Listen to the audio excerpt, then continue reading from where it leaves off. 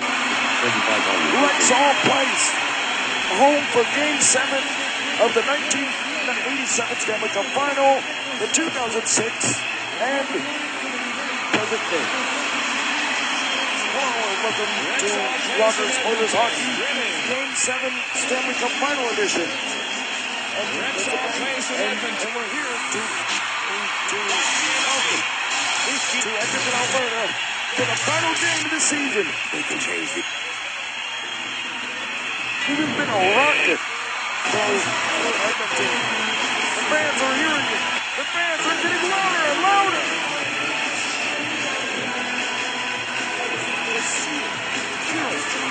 The cheering for the crowd is cheering. Let's go Oilers! The last time the Game 7 of the Stanley Cup Final and winning in the 1987 Cup Finals, which is the Philadelphia Flyers, which is a rematch of the 2002 game. 6 years ago, 2006, was the final game, 2-19 against the Carolina Hurricanes. Game 6 in Edmonton, and the Oilers the Stanley Cup. This is night number 63 of the Stanley Cup playoffs. And what a playoff this has been since Game 6 in 2011 Stanley Cup season. And it was the Vancouver Canucks and the Boston Bruins in 2011, 1 year ago. The Canucks been at home for their own Game 7, and they have finally had enough of National Cup. Let's see if the Edmonton Oilers and the Flyers handle the Stanley Cup. First, the announcement.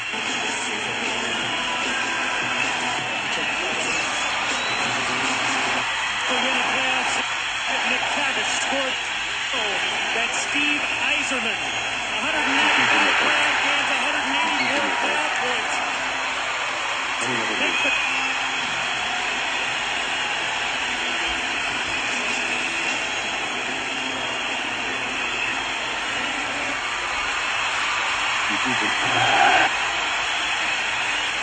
Ladies and gentlemen, hockey fans and all around the world, welcome to Game 7 of the 2012 Stanley Cup Final between the Carolina Hurricanes and your Edmonton Oilers.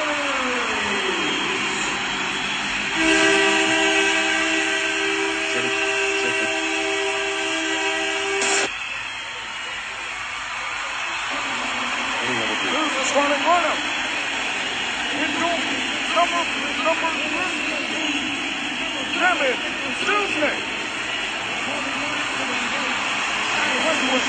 Number 4, Taylor. Rexall plays in Edmonton. Winning, full of anticipation of a playoff Jordan Eberle.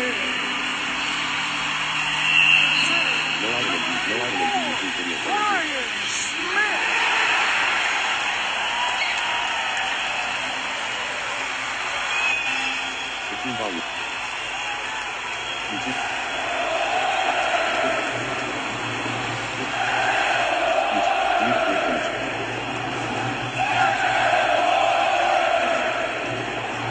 Hockey fans across the hockey world, will you please stand and remove your hats to join all U.S. fans and Canadian hockey fans featuring all Warriors as everyone sings the national anthems.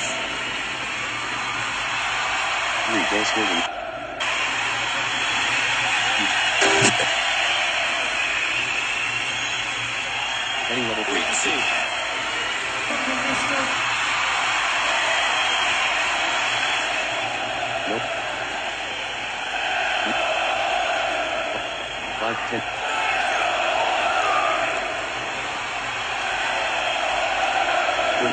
45. 45. 5 beautiful.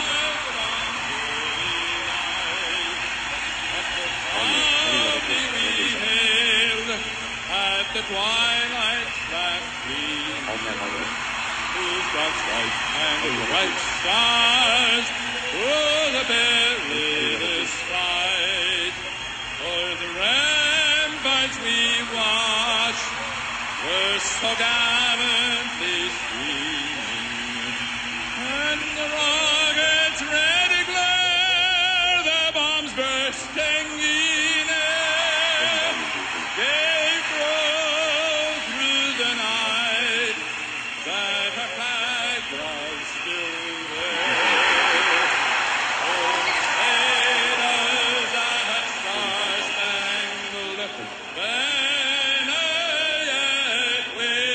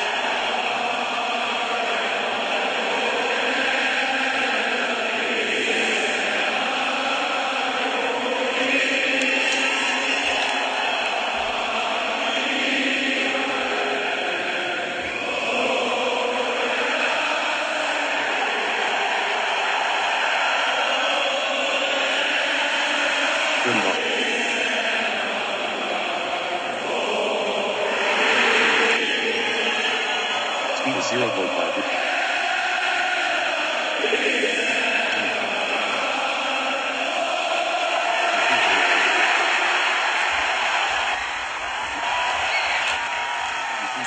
Electrifying by the crowd.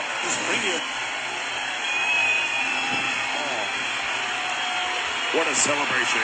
Welcome back to close out the final game of the 2012 Stanley Cup Final and the 2011-12 regular season. And the playoffs. Let's start our goaltenders. But premium-blend coffee, it's always 20 minutes stretch. For Game 7, with Nikolai Happy-Dillon on the show, Kevin Dubnik is the Oilers number first. Game 7 and the Stanley Cup Final. As an Edmonton Oilers, Kevin Dubnik. One goalie. He made his 26th start of the year tonight. Their 26th playoff game in the Stanley Cup postseason. 11 wins have come right here at Rexall Plate. At Rexall Plate. 31-year-old Ilya Bryzgalov says he needs to find peace in his soul in order to play Stanley Cup Finals against Philadelphia. He has 51 million reasons to find peace, from 6 years ago. 43rd best. And for the first time in 1 year since the Vancouver Canucks, the Stanley Cup finalist, 51 million reasons to find peace, but he's 43rd best. 43rd best. Younger, Game 7, debut for the Flyers at age 40. Will the Edmonton Oilers win the Stanley Cup after 22 years of taking the 1990s against the Los Angeles, or will the Flyers after 1999? We'll see. Of course, on Tuesday, hammered the Calgary Flames by the score of 6-1. Gene talked about the top Game 7 of the Stanley Cup Final showdown. Gene today with Peter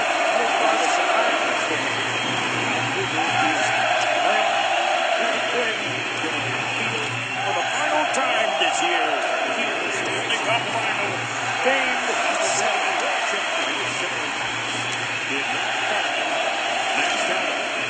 Eric Wellwood is on that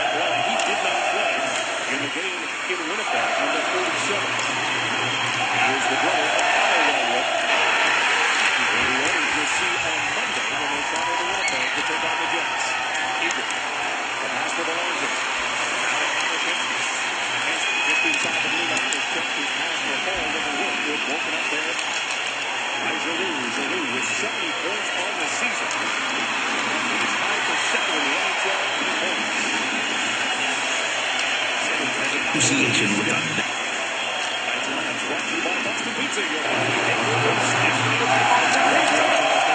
Headquarters and destination.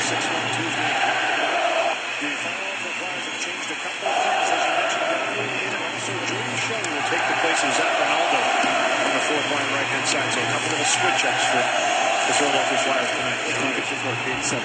Couturier is the guy that is also up in the press box. Couturier, impressive rookie. For 8 tonight, he's in goals. He got in, but he sits in that. Also talks to the depth of the Philadelphia Flyers team. Let's take a look at the keys to the game brought to you by Ford. Well, for the Philadelphia Flyers tonight, it's that quick reload both offensively and defensively. Transition quickly to create opportunities, as we've seen already early on here, they can do. But defensively, they have to get on the defensive side of the puck to combat the speed of the Edmonton Oilers. And for the Edmonton Oilers, it's compete level. Ralph Krueger this morning talked about the fact everything stems from their compete level. When they bring it to the table early on, good things happen. From the face-off. Transition here is the Philadelphia Flyers in goals. He's got 10, but he sits in that. But he also talks to the depth. Here is Yarder. Waits for the blue collar. He scores. First goal of Game 7 of the final for Yarder. Let's take a look at the keys. His 8th of the final and his 13th. Stanley Cup playoffs. Edmonton 1-0. Transition quickly to create opportunities, as we've seen already early on here. They can do, but defensively, they have to get on the defensive side of the puck to combat the speed of the Edmonton Oilers. And for the Edmonton Oilers, it's compete level. Ralph Krueger this morning talked about the fact everything stems from the face-off. When they bring it to the table early on, good things happen. The 13th of the beat level when they bring it to the table early on, good things of their postseason with 17 assists and 13 goals. From the face-off, Potter brings it around the board. Jeremy Younger gets his first shift. It's been a while since he played here. And there was talk about him actually becoming a member of the Edmonton Oilers back in 2008. Yeah, he talked about that. You know, one of the all-time greatest players ever to play the game right now, tied with Joe Sakic for 8th in all-time points. And just a big smile there as he has a little laugh with one of the boys that he goes by with that big body the Edge possesses. And I remember playing against him. He's so hard to handle down low with that size and strength. When he stretches that puck out from you, it's 12 feet away from you. And you feel like, uh-oh, this is going to be a bad deal. 30 years old, there's talk about him coming back next year. Younger. Gene talked about it off the top of the show. 16 overtime game-winning goals. Nobody in the NHL has more. Number 16 came against Winnipeg on Tuesday. Braden Coburn, trick up for Voracek. Voracek centering pass. He was looking for Van Riemsdyk. And Riemsdyk missed 15 with a concussion. And he's got 11 goals on this Edmonton Oilers. Led the Stanley Cup playoffs in goals with 109. And Sam Gagner. Whitney trying to keep him at the point against Voracek. A bouncing puck is picked up by Coburn. To an open wing it goes. And there is Van Riemsdyk into Jen. His shot misses the target. It's picked up on the near side by Voracek. Darcy Voracek in his second straight game. For Petrell. He tips it in. Petrell, Lander, and Voracek, the fourth line. Getting his shift right now. Back to the point he comes. Gilbert is with Sutton. Sutton with a wrist shot through traffic. Fitzwalla made the save, but Jonathan. Here's another one. This end of the Oilers averaging 4.2 goals per game in a Stanley Cup playoff postseason. Doesn't make a change for draft picks. Yeah, Pavel Green this morning said that he hadn't skated in a few days before he got on the plane headed to Philadelphia. He spent one game on Tuesday night, so I'm sure as every game goes on, he says he'll start to feel that he is next week. Looking for him to do that Winning 38 seconds in that first game. Long shot by Eager. Goes off Nazaros, and then it comes right to Brzgalov, and he will cover it up with Eager heading around. We got Brzgalov in the first Game 7 debut of the final season. Game against Winnipeg that tied a franchise record. Yeah, season high. They'll work out. But for Edmonton tonight, Hawks pass that aggressive forecheck and in deep behind the big defenseman of Philadelphia Flyers. He gets to it, and he gets it to the Edmonton Oilers go up for a tie. It gives it away to Hall. Hall trying to get a shot away. Instead, it comes to Hensky. Alex Hensky to Hall. Hall to Schmid. Schmid moving in. Ladislav Schmid tried to wrap around, but it just left the end of his stick. Long shot. And that's steered aside. Petrie let it go, but Hall trying to keep it in on the near side. Back the other way comes Hartnell. Quick pass to Simmons. And a penalty coming up. And it's going to be a hooking call in the first power. Goal this season, number 1 in the league. Yeah, having maybe the best hair the year half from And hangs on to it. This is a good save by Devin Dubnyk here, just to stand his ground. He looked very poised in the rebound shot. And Simmons does a good job just to get in front of him. Watch him right in front of him, move the body. Dubnyk looks around him, gets down, knows he's tight to the post, and doesn't move. And the rebound is gobbled up by him. And when you look at the last 3 games of Hartnell, Simmons, and Giroux, the top line for Philadelphia is getting it done. You see Wayne Simmons has got a protection around his mouth. That was because a little while ago in warm-up, a puck went off a crossbar and hit him right in the yap. Lost a couple of teeth, had a bunch of stitches. As the puck now, though, lets the shot go. Devin Dubnyk the save. And it's cleared off. So it obviously isn't stopping him from getting his first 20-goal season of his career. Over a minute left of power play time as Voracek circles the net. Back to the point, and hammers it, gets deflected by Hartnell again. Dubnyk makes the save. Voracek sets up shot, tried to thread it through Sutton, can't do it. It comes to Simmons, he lost it. And it's picked up there by Leonard Petrell. Petrell's got time, and he will send it down the ice. You notice early on, the Flyers are always looking for that redirection in front, bodies in front of the goaltender, the tips in front. And every shot has a purpose on it from the blue line of the surrounding player. Voracek a couple times already has looked down to try and find Wayne Simmons close to the goaltender. Well, they didn't have a shot before the power play started. Now they've got 4. With 23 seconds left to go, and the penalty to the captain, Sean Horcock. And Ferrier flips it in. Out there with Jagr, and then lose that. Ryan Smith to Eric Belanger. Belanger just got enough of it to get it out to center. Cavinas. Louis, you talked about him being the only right-handed shot on the blue line for the Philadelphia Flyers. We'll see if they use that. He and Jagr have played in World Championships before. And it's Jagr that's feeding him the puck. Yeah, hardest shot in the backhand for sure. So a great ingredient injected into the lineup in that trade from Tampa Bay. Horcock under the penalty box. Gagne trying to center it. Petrie down low. It's picked up there by Carl. Carl tied for 12th among defensemen in assists. He's got 26 on the season. And I guarantee he's the only Philadelphia Flag that's ever caught a live alligator in Hamilton. That's what Goodley was telling us this morning. He said it was your idea. It was my idea. He wanted to eat my topwater bait. And I said, let's use a worm instead. He's going after the 1-0. Second of the Stanley Cup final. Goes it towards the net. A weak shot steered aside. Lead. Calvin. Back to the point it goes. Kept in by Grossman. Grossman and Mazzaro on the blue line. Opportunity for Talbot right in front. A bouncing puck is picked up. And everyone trying to get it out, but can't do it. Flyers keeping pressure on as Matt leading the point. Here's Latonic. Whitney on Talbot. Separates him from the puck. And Whitney starts out. Quick pass to Hall. Hall at center is going to fire it in, and then he's going to head off. Just over 12 minutes to go here in the first period. This is the only meeting of the season between the Flyers of the Stanley Cup final and the Oilers. Sam Davis rode off early on the forecheck. You don't get that 1987 and they attack and forecheck with 3 players sometimes. So for Edmonton, quick ups past that. It's Dallas Oilers hockey right here. It's the Stanley Cup final. Quick ups past Game that. 7, the final game of the NHL season.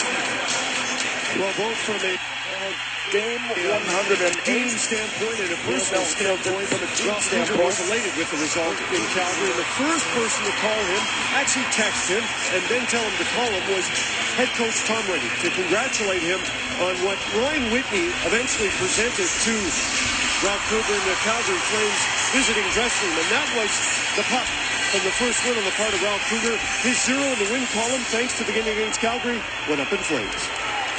Gene, how do you get that part? Oilers played 108 games in the 82 in the regular season and 26 currently in the postseason. Hornacek dropped the gloves first and got the jump on Jody Shelley. Now Shelley's coming back with the right. How did you get those things? Hornacek and First Shelley. team in the 26 games of the Stanley Cup final, under 28 games. See momentum and he gives it to Gene. Hall centers. He scores!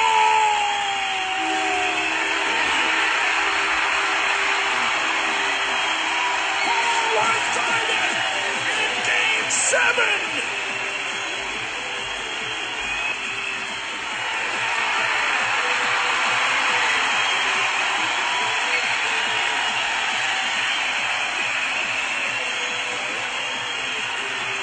And the crowd goes wild in Rexall Place. Taylor Hall was tied the game in Game 7, and it was after the 2006 run. That would have been a turn of events by Taylor Hall and the Edmonton Oilers. They lead 1-0 in Game 7.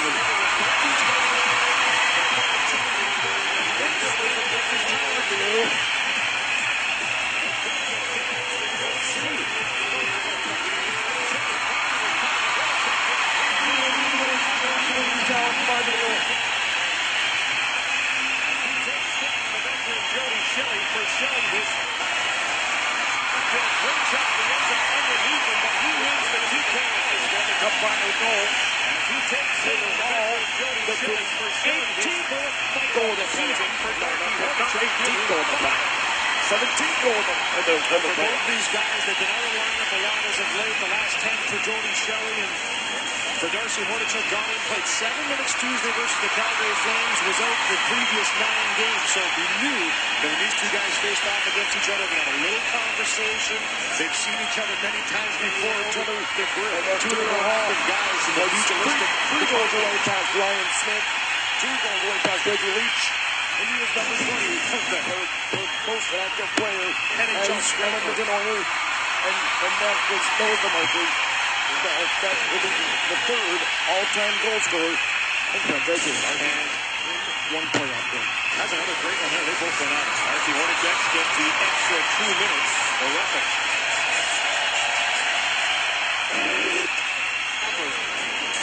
Horrific.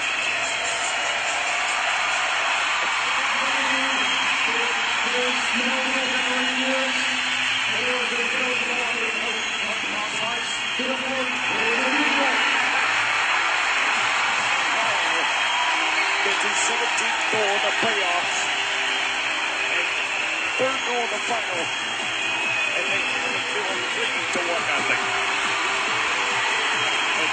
It's time to be. Well, when the dust settles, the Philadelphia Flyers will get the power play. I think it's going to be an investigation for Darcy Hornacek, because he was the one that really initiated, went after Jody Shelley. He wasn't taking no for an answer. And, for Jody Shelley, he just bided his time, waited it out, and eventually Hornacek said, I'm going to throw down first here. I've already invited you to the dance. If you don't want to, too bad. We're going. So, Jody Shelley didn't fit, and Ryan Smith gets another point. in Winnipeg. 25 assists. And Darcy Hornacek did 1 playoff postseason for number 4, Ryan Smith. 19 seconds in the game in Calgary. Has Wayne Gretzky. Presser telling us about why he's in the lineup. Ryan Jones is at Gretzky only 7 points. Part of that energy to be bring to that 4th line. Right now, the penalty killers for the Oilers going to win for the 2nd time in this game. Philadelphia got 4 shots the last time they got the game.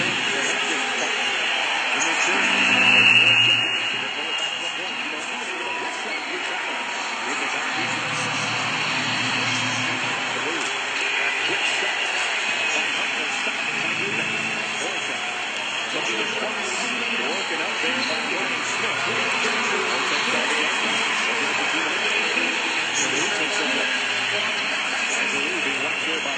gets it back to Dubin. It steps into a shot and it was blocked by the stick of Ryan Smith. Dubin back into his own zone. The Philadelphia Flyers with 4 power play goals in their last 3 games. Dubin leads the charge. Just a minute to go in this power play as Briere brings it across the line. And Rexall lays it back to Kabina at the point. Yager out there as well. He lands the near side. He's got the puck now. Back to the point. There's Kabina. Shot stopped by Dubin. Yager and Kabina combined to 4, playing for the Czech Republic. Kabina with it now. Kabina trying to get it to Yager. Andy Sutton. Good play for Sutton to get it to Petrell. Petrell and Belanger up front. And Petrell able to work that puck out. Yager with it now. Picked up by Reed. Reed cross ice. And Rexall stepping into a shot of Briere, and he fired that puck wide. I think he was looking for Yager going to net to slap pass. Kabina's got it now. Kabina down deep for Briere, trying to feed it back to the point. Horkoff broke that up. Here's Van Rexall. He gets knocked down by Gilbert. And the Oilers send the puck down the ice. Aggressive penalty killing by Edmonton, not allowing a whole lot to set up shot. Once it gets close to the net, staying compact, keeping it to the outside. And not too many good chances so far in the second power play for the Philadelphia Flyers. And that power play is over. The Edmonton Oilers are 1 goal away to win the Stanley Cup. The teams are at even strength. 10 shot, and there's a glove save by Dubin. And he is going to hang on to it. Game 7 of the Stanley Cup final. All tied in Game 7. Well, 28 goals in a trip to the All-Star game has certainly garnered a lot of interest this season on the part of Scott Hartnell, but his game at times is secondary when it comes to the interest that is a result of his hair, which was featured among other players, including Ryan Jones, when it comes to which player is most in need of a haircut, and it was Hartnell that won by 12 percentage points over Ryan Jones. When it comes to haircuts, it appears that these two are literally on the same page. Sports Illustrated seems to love to do those player love the postseason. Looks like Brent Fouche on FAO. 20 goals and 25 assists. Little bit for that guy. Francis got 9 shots for the Flyers. 7 of them have come on 2 power plays. The Oilers with 3 shots. But Louis, the last 3 games we have done here at Rexall Place, it has been starts that have really bothered the some words. And now some pushing and shoving as Coburn and Whitney have exchanged some words. Time now for the TELUS Optic TV Powerball as the trade deadline gets closer. Are the Oilers buyers, sellers, or should they stay put? To enter, text your vote buy, sell, or stay to 333-777.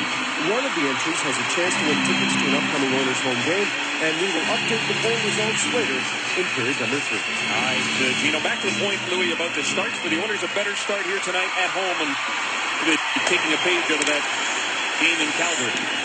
Yeah, for sure. And that's one of the areas they definitely want to show up from the previous 3 losses when their starts haven't been great. They're playing from behind the 8 line in the last 5 games or 6 games now. They didn't score against the Calgary Flames on Tuesday night. But for Ralph Kruger, the thing he liked about it was that they didn't sit back and say, okay, here we go again. They weren't deflated. They kept going. 17 shots in the first period, 17 shots in the second period. They got the puck in the net, and they continued to attack. So tonight, down 9-3 in the shot clock with 2 power plays going to the Philadelphia Flyers. I'm sure they're going to continue to try and battle themselves back into this one and generate more offensive chances. The 7th time that the Oilers have won a game when the Edmonton Oilers trailed 1 goal. Opposition has scored first. Was last time in Game 6. And the largest margin of victory against the Flames in Calgary since 1996. Goodman stops it in behind the net. He's going to do a look hard. Second game in a row. Sends it around the board. Oilers can back to the ball. Touches so, and here, right in front of the net was Hartnell. But again, denied by Goodman. 10 shots now for the Flyers. Gonzalez. His pass kicked by Hall at the Simmons. They'll send it in deep. Tom Gilbert looks for it, and Tom Gilbert averaging just over 23 minutes as he works his way back from that ankle problem. Magnus Piarvi flying out there with Ben Eager and Eric Belanger. Belanger got a goal in that game against Calgary, and you talk about monkeys coming off the back for Ryan Smith. Belanger, again, another guy. Month of fit for Gala. Piarvi behind the net. Magnus Piarvi trying to get away from Braden Coburn. Trying to work it back to Whitney. It was picked off there by Yager. They'll get it to Reed. Matt Reed moving in with Briere and Yager. To the corner it goes. Now it's picked up by Sutton. Lost it to Reed. He'll play it to the other side, but waiting for it there is Ryan Whitney. Whitney, pass for Belanger, didn't work. Yager broke that up. Now Piarvi's got it. An opportunity to get it out for Eager, and it was broken up right the last second by Matt Carl. Reed brings it in, pays the play, and he gets a Potter. Now Yager shot sent to the corner. Another shot by Reed. That one goes wide. It's Ryan putting on some pressure. Yager sitting at the side of the net. Right by him. Kavina takes the hit from Eager. Yager keeps it in. And the Yager spins to get away from Ben Eager. To the middle of the toes. Kept in by the Flyers. Kavina to cross. Kavina steps into a slap shot deflected. That they are outside of the post. Reed with it now. Reed behind the net looking for Danny Briere. Belanger, Piarvi, and Eager have been out there a long time. And Devin Dubnik gives them an opportunity to change. Time to play Safeway's $1 million score and win if any owners. Was the game plan. He gets checked by Voracek. Another turnover. Van Riemsdyk with a wrist shot and a save by Dubnik. Smith will get another opportunity, and he does get it to Gagne now. Here comes Sam Gagne to Smith. Steps into a slap shot. Pad save. Big rebound. And it comes to Braden Shen. Shen. Outlet. Lazaros. Swings it to the corner. Voracek and Gilbert battle for that loose puck. Ryan Smith, Jordan Eberle. They play give and go, and now Andy Sutton will pick it up at center. He just wants to backhand it in. He bounces it right onto Brizgalov. Really, Brizgalov hasn't faced a whole lot in this game so far. Only 5 shots on net. That is a 6th one there, the hopper. But he hasn't controlled many of them. Orkov got spun around, but Hall carries on. Hall with speed with a wrist shot, and that gets deflected up into the net. No score here at Rexall. Game 7 of the Stanley Cup final. Tied this game at 1. Ryan Smith certainly enjoyed his 36th birthday, which came on Tuesdays. He had a goal and an assist in a win over Calgary, but his favorite birthday came courtesy of his wife, Stacy, sitting here with their son, Alexander. When Ryan turned 30, somehow they snuck the entire team and many of his friends and family into the Lux Steakhouse and Bar, and they had a great time. The restaurant was filled with the people closest to him, and that surprise party, he said, even beats his 36th birthday party, considering the name of the restaurant, which he owns. No surprise he got the deluxe treatment. Well, what was the tip like? Yeah, kind of nice on your birthday to get a goal and an assist against Calgary, the Battle of Alberta. And a 6-1 win that the Oilers needed. They are currently riding a 3-game losing streak here at Rexall Place. And he tried to tell us he wasn't superstitious in scoring, and I said, if you asked him, do you change anything up? He goes, no, I do the same thing every day. But I'm not superstitious. No. Every hockey player is superstitious. Yeah. He said he doesn't Stevie Wonder take a different route when he struggles. Because I got to take the same route. You know what? Brian Smith, he's been honest about it. He hasn't really had a great stretch as of late. 3 points in his last 2, but no goals in his previous 11. Got a goal on Tuesday night, and he looked up to the sky and said, you know what? That was a long time coming. Wants to continue that success. Yeah, he pulled the monkey on his back, a bit of a gorilla. Yep. Getting a little heavy up there. Eric Belanger back to pick it up. We've got 4 minutes, 12 seconds to go in this first period. The Flyers have doubled back on the Oilers in terms of shots. 12 to 1982 Stanley Cup final. 7 of those have come on the 2 power plays that they've had. Long shot by Wellwood. Bad save by Dubnik. Eric Wellwood. And checked by Belanger. Belanger goes down heavily. Wellwood's with the puck. He'll send it around the near side. And waiting for it there is Andre Lazaros. Lazaros throws it towards the net. Shelley deflected it into the corner. Corey Potter's got it. Potter soft little pass for Belanger. Hopped over his stick and it's shot right back in by Grossman.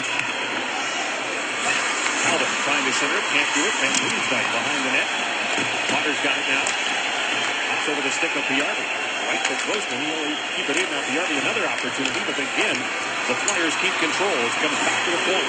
Mazzaro will give that puck to Voracek. And then it gets deflected off Whitney's stick. Playing for Brett. Wait to see if he might be able to get in there, but Nikolai Hadrian seems to be day-to-day, so I'm not too sure how long he'll be up, but he's going to take this advantage and enjoy his time with Edmonton. His last game in the NHL was March of 2010. The Stanley Cup final. He was 3-2 With his first win 7. and 1 for New Jersey in the 09-10 season. He's not played in the Western Conference and all his time in the East. Yeah, 49 career games in the National Hockey League with the Montreal Canadiens, New York Islanders, and New Jersey Devils. So a little bit of experience there, and they really like the way he's played down there. Why wouldn't you? Yager trying to muscle his way in against Ladislav Schmid. Schmid would have been a guy that grew up idolizing Jaromir Yager like a lot of the Czechs did, but not tonight. Gagne, Petrie swings it across for Everly.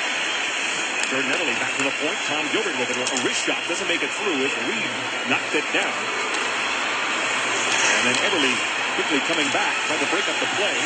He's carrying on into the shift. His line mates have changed up. Everly will flip it in. He's going to head off. 2 minutes, 13 seconds left to go in his first period. Schenn gave it away to Hall. Hall way out in front. Great save. Great save by Devin Dubnyk. Alex Hensky. Best chance of the game for Edmonton. It's been a little bit of a sloppy first period for them. They're not making tape-to-tape passes. They're not getting shots through. And just some real hard work down the corner from Taylor Hall. Finds Hensky in the slot. He gets it away quick. Great save by Ilya Bryzgalov, who hasn't seen a whole lot of difficult shots. He's had trouble with a few of them. He's bobbled a couple pucks, but this one here, rock solid, and no rebound to be had. Belanger wins that draw. Edmonton Oilers. Back to Piarvi. Piarvi puts it towards the net. Kabina. On the boards it goes. Voracek plays it to the middle. And the Flyers start away. And Lisa chips it in again. Tom Gilbert goes right after it. Have won the cup since the 19th century. Voracek is the son. And Riemsdyk and Schenn, the forward line now for the Philadelphia Flyers. Voracek behind the net. Back of Voracek. Raise it to Kabina. Fires a shot, and that gets deflected just wide. As Van Riemsdyk and Gilbert were in front, it went off Gilbert and went wide. Sutton takes a look, gets to the red line. He'll dump it in. Piarvi using that speed gets there ahead of Mazzaros. Now back to Potter. Hammers the shot, and Bryzgalov got the stick in front of it and sent it up into the mesh. Good job to jump into the play here. So this is the 97th year of the Stanley Cup final. Into the offensive zone to look back, see the defenseman jump up into the rush and be there for the shot. Here it is here, and it just kind of develops. He gets it away. Great job by Bryzgalov through Taylor once again to get down and make that save, deflected up over the glass. Corey Potter missed 3 with that loincloth. Alex Hensky dance in. The Canadians' Stanley Cup victory of the 21st century. Up the middle it goes. And after the 1993 Montreal Canadiens, Gretzky played that game. John Horkoff and takes the puck there from Mazzaro. Playoff goal scorer. Hensky behind the net. Hensky against Grossman. Schmid steps into a quick shot and with traffic in front provided by the captain. Bryzgalov steers it aside. Hall will give it to Schmid one more time. Pass too hard for him. And the Oilers will have to regroup. Nicholas Grossman is a guy they'd have to go to for scouting reports. He's familiar with the Edmonton Oilers, having played with the Dallas Stars. Yeah, playing parts for the last 5 years in Dallas and was drafted originally by that team, and this is only his second team ever playing for. So he said there would be a little bit of an adjustment coming over to East, but he was excited to come to a team that's playing as well as Philadelphia has. And yeah, he said, I've seen these teams a lot here in this Western Road Swing, so I'll be giving a lot of advice in the dressing room. The NHL season has not been improved yet. No joke, he kind of looks like Matthias Nordstrom He with that does. shaved head, you know, and he has the same size. He's a huge guy. He and Kabina sit beside each other in the dressing room. I think the room tilts. It's like back in the day, you know, when you had Jeff Bukaboom and Luke Richardson and A couple guys like that. The best we used to call them the Twin Towers, but those two guys give a whole new meaning to both big individuals. The first period comes to an end. And the scoreless first period. Flyers outshoot the Oilers. The Stanley Cup home to Canada. Corey Potter, and the doors were coming open. This has been 19 years Hey, wait a second. You gotta since go the out. last Canadian team won the Stanley Cup. It's like, hey, wait a second. You gotta go out over there by your bench. We go out here. But Jody Shelley again getting involved. Got a little nick, a little scarred up on the nose. Always wanted to have a little conversation on the ice. Gives Corey Potter a hard time behind the net. So things heating up here late at the end of this first. A busy night of National Hockey League. Some loss. The Stanley Cup in 2000. National Hockey League in 2004. Things heating up here late 2006. at the end of this first. The Ottawa Senators in 2007. A busy night of the National Hockey League. 2011. Let's see. Hockey Central will get My duty to work. all the action.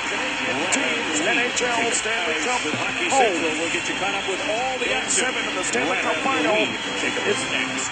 It is my duty to work with Mark Spector, and after a first period of play against a team like Philadelphia, the Oilers looked, composed, relaxed, and seemed prepared for a team that's one of the better ones in the NHL. Absolutely. You know, we're seeing a couple different kinds of Oilers hockey here. Fans at home over the last few weeks. There was the two games against Toronto that were absolutely fire wagon hockey. Huge number of chances at both ends of the rink. And then you saw them in Calgary, the Edmonton Oilers, 2 nights ago, where the Oilers played some freewheeling hockey, but they did not give up the chances. They played a much more structured game. I talked to several players this morning about how do you continue to get the offensive chances, but have the structure so the other team doesn't get so many. And tonight, Philly had the puck a lot of the night, but we didn't have to see a bunch of 10-bell saves by Devin Dubnyk, Gene. It was structured hockey, not a lot of rebounds, and you'll see here a goalie that had to do his work, but he didn't have to be a hero to get through that period. When you look at Devin Dubnyk and what he's been able to do is he looks to solidify himself in the number one spot on the part of the Edmonton Oilers in net. He's doing his part at one end of the ice, and the Oilers also expecting some offense to come from the other end of the ice. And over the last few games, Devin Dubnyk, Nikolai Abiboul, and all of the Edmonton Oilers have seen a nice synergy, I believe they call it, yes, between a couple of H's. Well, it's true, and you know, everyone in town is talking about Alashevsky, whether or not he'll remain an Edmonton Oiler, and in the first period, you saw a very compelling reason why Steve Tambellini's looking down thinking, maybe I should try to keep this guy. Elish gives you, he's not a centerman, but he gives you that setup man as well as the guy that could finish a bit. On this line, Horkoff does the corner work, Hall makes a nice pass out, Hemsky's the finisher, doesn't quite get it in the net, but there's the real good elements of having two excellent offensive lines here. Alex Hemsky's a linchpin for that. That's what's going on in Steve Tambellini's mind right now, Gene. Does he stay or does he go? All right, Mark, thank you for that. From two H's to a couple of guys whose names are, well, their last names are DQ. DeBruskin, Quinn. One of my favorite wrestlers, guys. First period scoring summary brought to you by Worley Parsons Court, now hiring trades in oil country. Goal scoring in that first period, as Mark Spector said, 14 shots for the Flyers and 9 for the Oilers. So they did dictate a lot of the play. In the latter half of it, though, Edmonton started to generate some chances, getting pucks deep, and killed off 2 power plays to the boot to one of the hottest power play units in the National Hockey League. For his Goloff, didn't face a whole lot, but at the end had to make a couple solid saves to keep it a 0-0 game. Our ace statsman, Paul E. Dangerously, who has his PhD in statistics, says that Philadelphia outchanced the Oilers in that first period 5-2. That's about right. He's never wrong.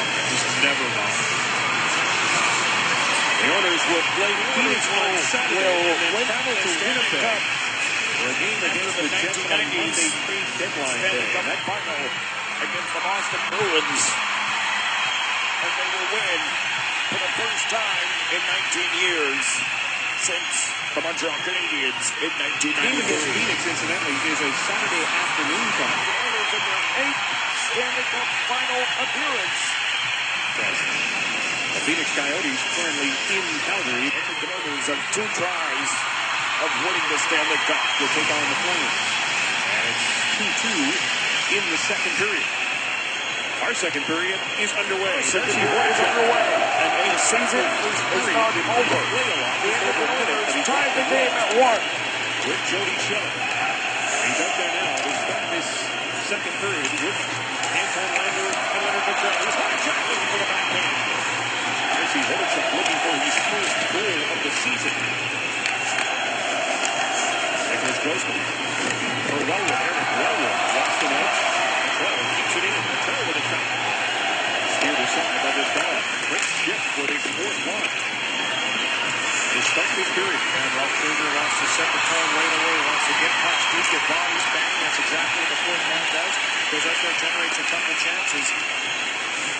Let's see if the Airlines can carry it over. Oh, Hensky and Horkoff out there now. Oh, shot goes wide. Petrie and Schmid on the blue line.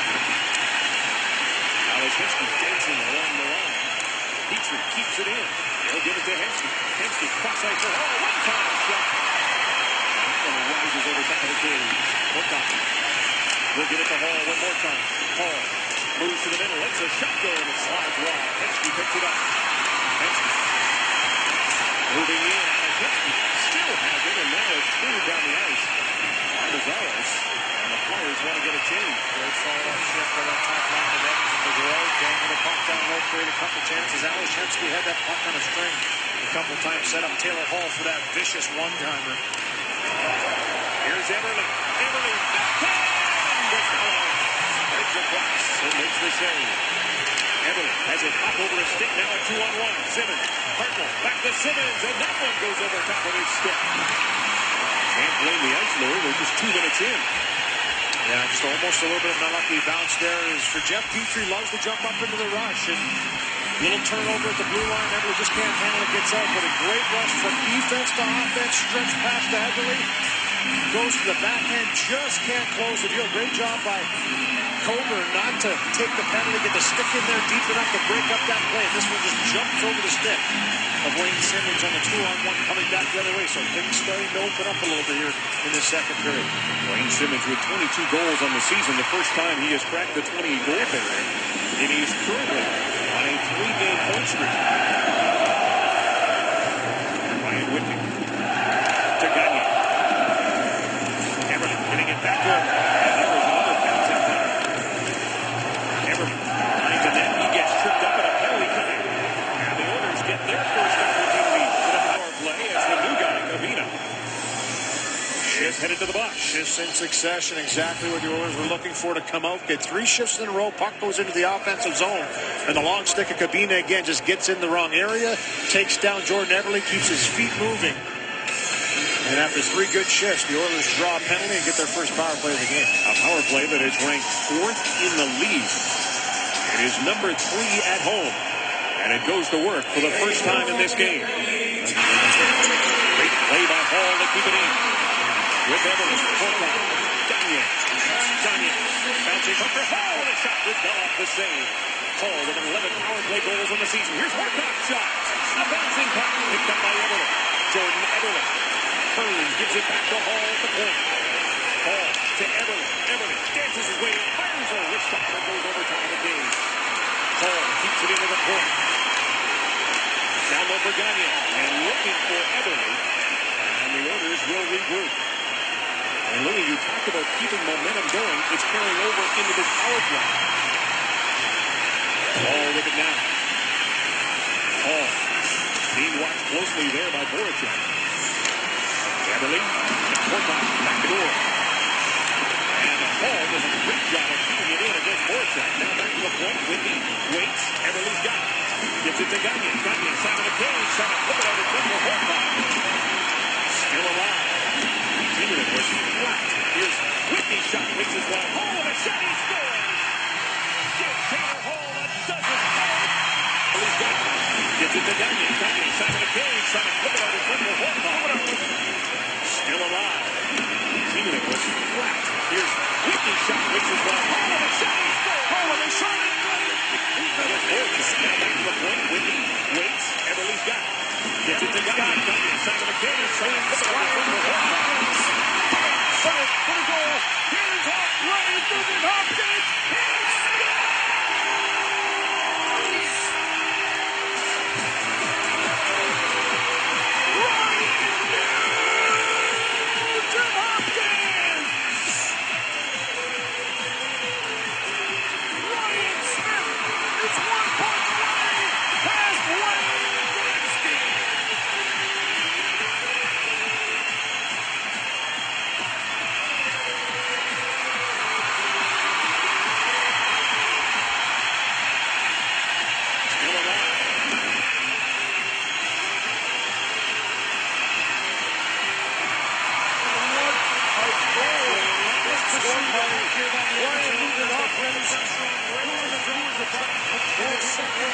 just under 3.5 minutes. They generated more chances than all the first period. This power play has been taken all over the puck.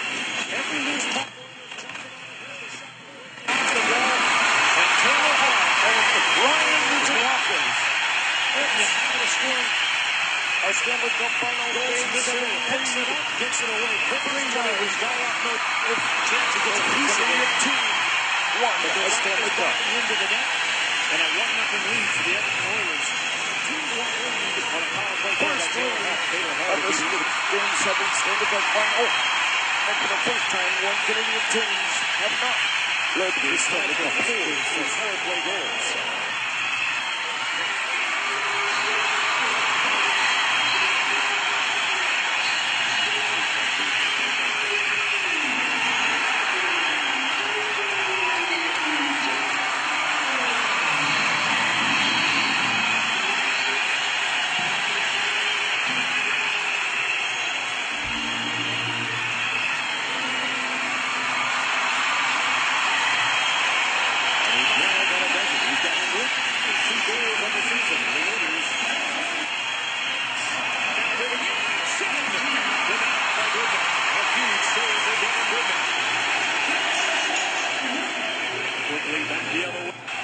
A little bit too far for him.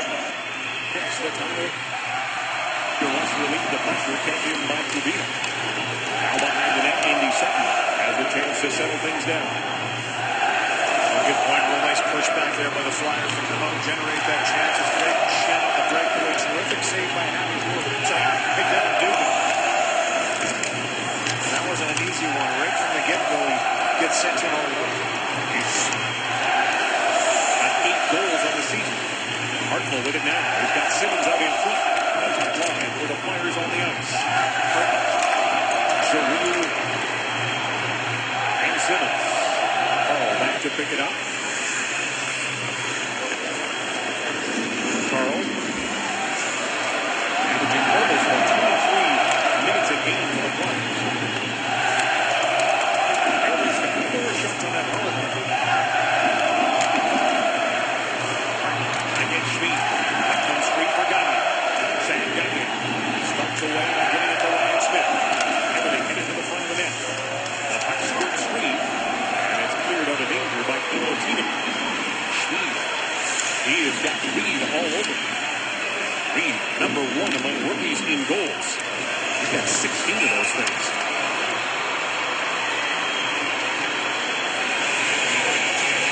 And a couple of rookie defensive plays in that last sequence by Ladislav Schmid on Hartnell. Ends up going up over top. But he's got it again. Steps into a slap shot this time and rises over the cage. He's got a boomer. This guy's tried his new head and subsequent concussions is in 30 head by Hopkins. He put behind that shot. Oilers hockey. Oilers hockey. Game 7. He put behind that shot. Of the Stanley Cup final. Right here. That's right here. Hockey in the building as he continues to recover after being hit in the head by Hopkins, suffering what we believe to be is a concussion. Well, the Philadelphia Flyers, James Van Riemsdyk is one of them, have suffered a total of 7 concussions this season, and that includes Claude Giroux, who missed 4 games because of it. What he's done to try and soften the blow is to try this new Bauer helmet. And the way he described it was that in the old helmet, he would get hit and everything would kind of rattle inside, and now this new helmet is so tight that when he does get hit, there's very little movement with the head, and subsequently, the brain. And, Gene, the next question you have to find out about is Tom Lenny. When he comes back, does he have to do his famous U test, the drop-off test?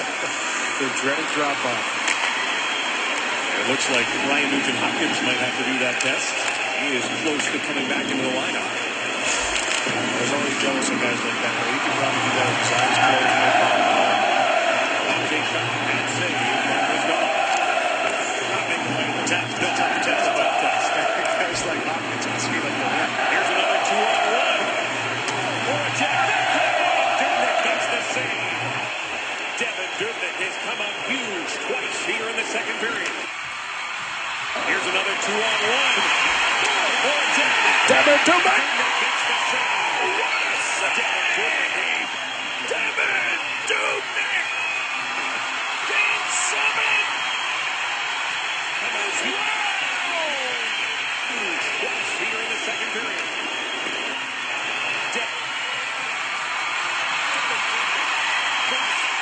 save in Stanley Cup Finals Game 7 answer.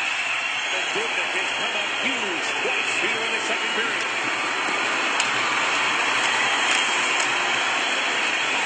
And Ralph Kruger is not going to let the fact that his team has given up two-on-ones.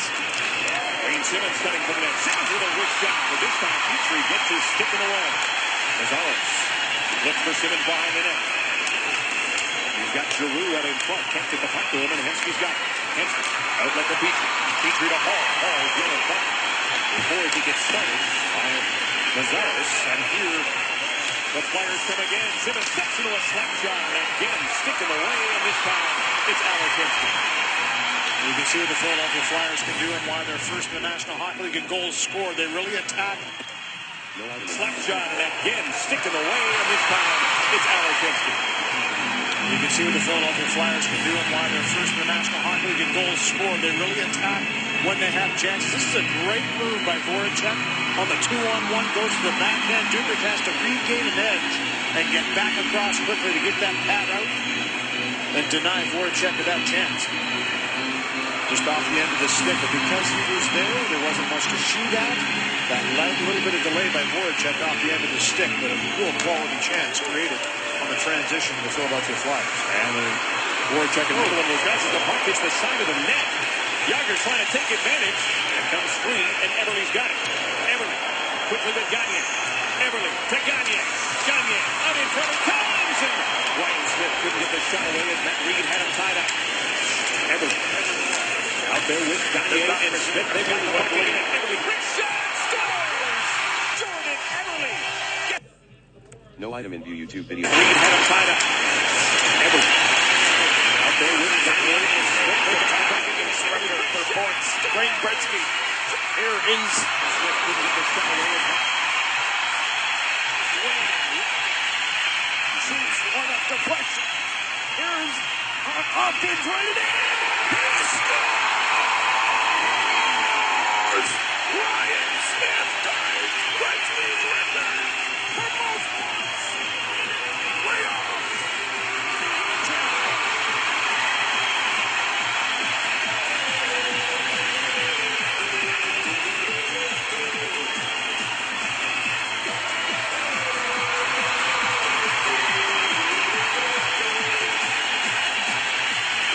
Point number 47 for Ryan Smith in the playoffs. 27 assists. 31 assists.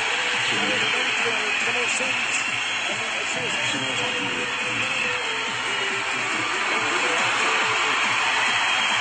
It's back. And you give him a shot. He's not 25 feet away. That razor sharp accuracy puts it through. Billy O'Brien gets a big piece of this one.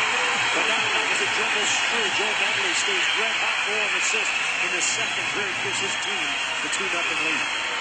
27 assist in the second period. Gives his team the 2-0 lead. second goal of the game. 3-1. 7 goals Oilers of the lead. season for Jordan Everly. Jordan Everly stays red hot goal and assist in the second period. Gives his team the 2-0 lead. 27 goals on the season for Jordan Everly. His 18th goal at home. And the Oilers have a 2-0 lead.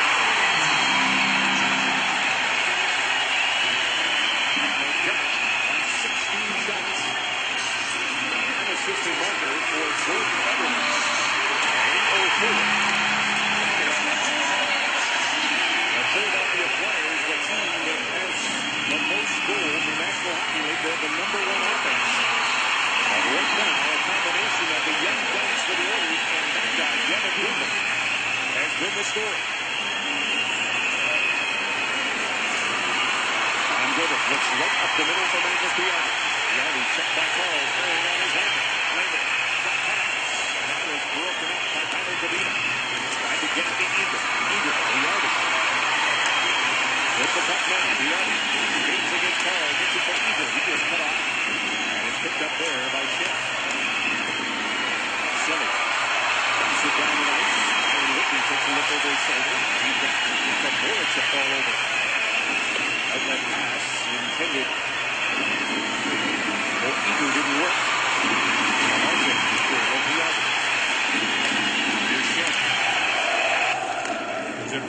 Dubnyk calmly sends it into the corner. Eager waiting for it there. A bouncing puck though. Voracek shot stopped by Dubnyk. Kept in by Van Riemsdyk. To Schenn.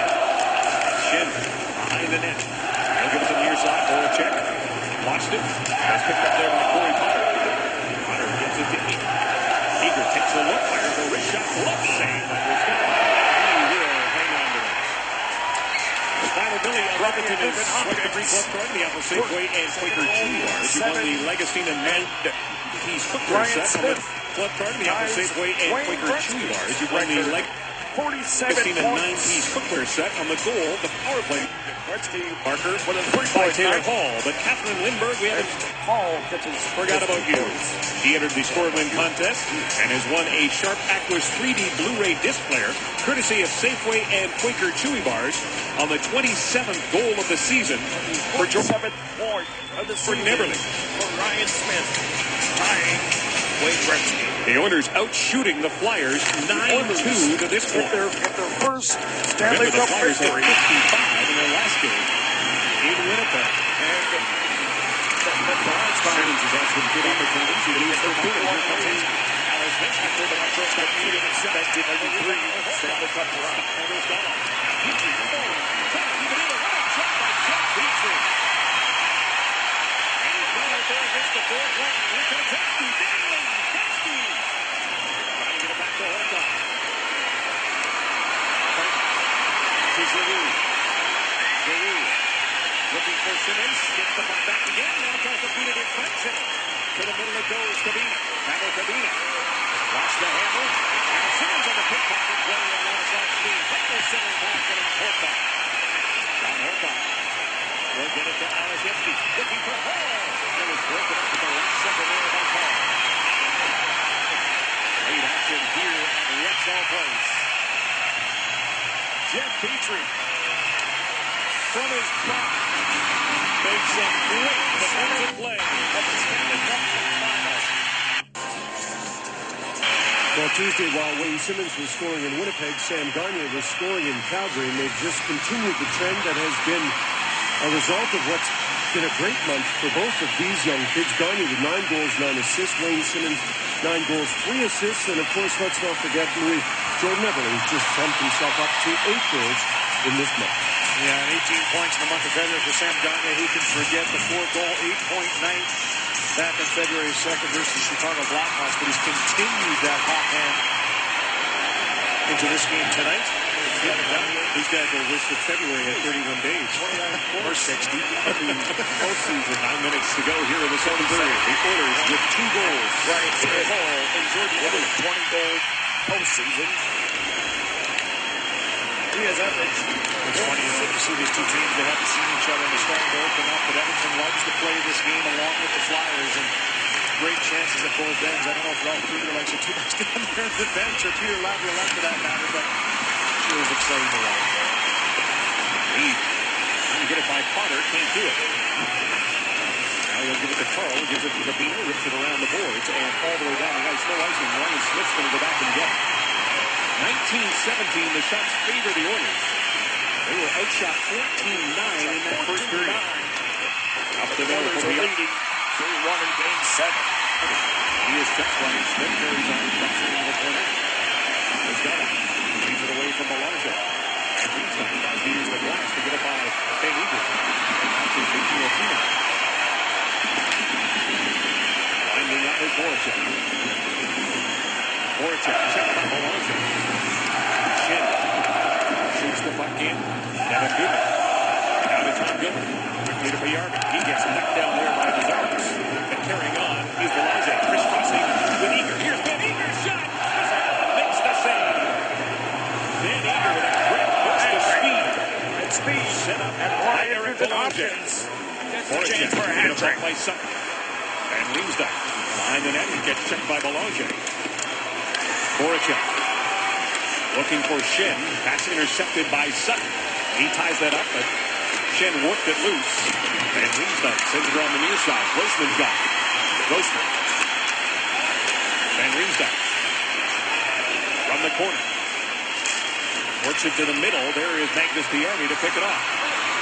Payarvin has the Oilers make changes. Crosses the blue line. He is checked.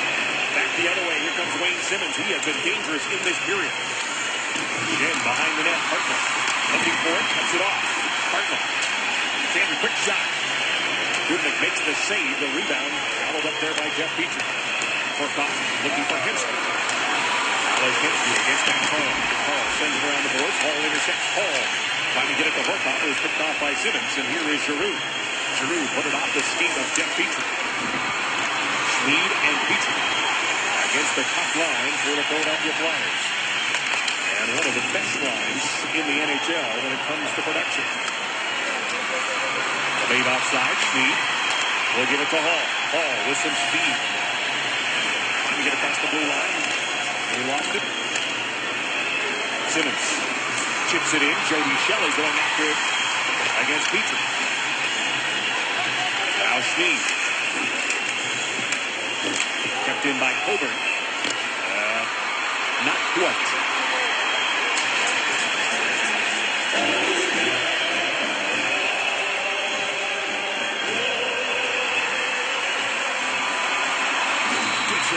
With Sports Select. Well, Benninger had another terrific chance here, and it was a great pass by Belanger through 3 Philadelphia Flyers to a streaking Benninger. He gets it away in a hurry. The great job by Brizgalov to read it and be right there to stone him on the doorstep. But Benninger getting some more time on that third line. It was Piyarvi on that chip on the second effort to get that puck up to Belanger and create that opportunity. 2-0 here at Rexall Place. Tell us, Oilers hockey on the net.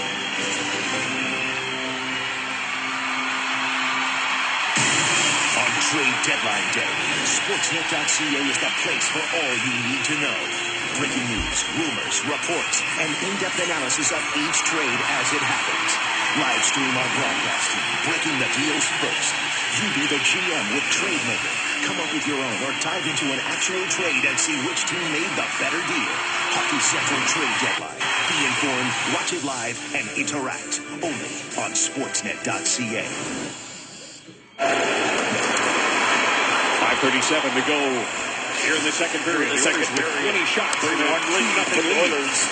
And from RNH. Shot goes all the way through. That's his first. The Flyers will go to regroup and Grossman. For Briere. Out there with Yager and Reed. And it's brought in offside at the Oilers line. Let's step out of the Rexall Place. Tell us, Oilers House, Game 7 of the Stanley Cup Park. The KHL for 3 years. Who knows what his numbers would be like if he'd stayed in the National Hockey League, but they still are impressive when you compare them in regards to some of the Edmonton Oilers. First off, the 3 longest-serving Oilers, excluding Ryan Smith's tenure away for a short time. Look at the games and points as they just have a few more than him. And look at the 17 Oilers, excluding Ryan Smith, the 18 skaters tonight. They have 682 goals. Yager himself has 662. So he has been effective for a long, long time. And he is once again, as he's returned to Pennsylvania, but not to Pittsburgh. And it looks like he's sort of found his desire to stay and work out and work hard. He's got the keys to the facility in Breweries in New Jersey where the Flyers practice, and they say that he goes and works out at night. Yeah. 40 years old, I guess that's what you got to do. Hey, Lou? Hey, Lou? Hey, Lou? Gotta get in there. You gotta get to the gym. Magnus Bjarme with the puck now. Sharp angle shot. Went off Grossman. Came right to Whitney. Whitney for Eager. And that great chance earlier set up by the guy that has the puck now. Belanger on the corner. The near side comes because Grossman takes it up from Eager as he gets the puck down the ice. Ryan Whitney going back to gather it up. And that's going to be another icing call. And we've got more Yager tales from Gino. Well, you know what, Kevin, just playing off your terms about him having the opportunity to work out whenever he wants. Yesterday, the Flyers practice, and many of the players were off the ice for probably 20 to 30 minutes before Yager came off the ice. And he, to Philadelphia, is kind of like what Ryan Smith is to Edmonton. One of the older players, Smith the oldest forward, but continues to play the game and act like he's still a young man. Going wide, sharp angle shot, going right through the crease. Everly was tied up by Mazzaros. Back the other way come the Flyers. Lazzaro's long shot. Devin Dubnyk handles that easily, and he'll hang on to it. The red basket, good job to keep that shot to the angle on the outside.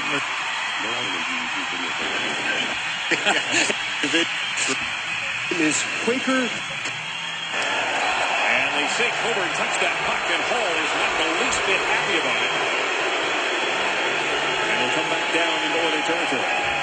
And he's pretty darn positive that he touched this one first. Great job by him to get in quickly. He definitely touches that one first and ships it around to beat Coburn to the puck. I don't know how the referee missed this one, or the linesman for that matter, but it was behind the net from that angle, so what a tough one there. Good job by Hall to get on the horse, get down there and beat him, but didn't get rewarded for it. Now Hartnell will line up against Sean Horkoff. As Giroux got tossed out of the circle, Hartnell wins the draw. Giroux turns, lets the shot go, and there's Devin Dubnyk to make the save, and he'll hang on. The Flyers are starting to do what they did at the beginning of the first period, getting pucks from all angles to the net. There was a little bit of a shutdown there, and a lot of it was due to the fact that the Edmonton Oilers came out in the second period just a little more hungry for pucks, getting the pucks into the offensive zone. But these shots from the angles, getting to the net. And Giroux doesn't like the fact that he was a little more precise with that one there. Looking for deflection. Scott Hartnell is one of the better guys in front and redirecting those pucks down, trying to generate any chance they can. Giroux with a goal and an assist in that victory over Winnipeg on Tuesday. Eberle, one-on-one now against Timo Timonen. Eberle stops up, lets a shot go, and off Timonen. Carrying on is Ryan Smith. A bouncing puck is picked up by Van Riemsdyk. He'll give it to Talbot. Talbot snaps the shot. It goes off Gilbert. Andy Sutton lays it around the boards, but there is Coburn. Backhand by Talbot goes wide. Ryan Smith drops it for Gagne.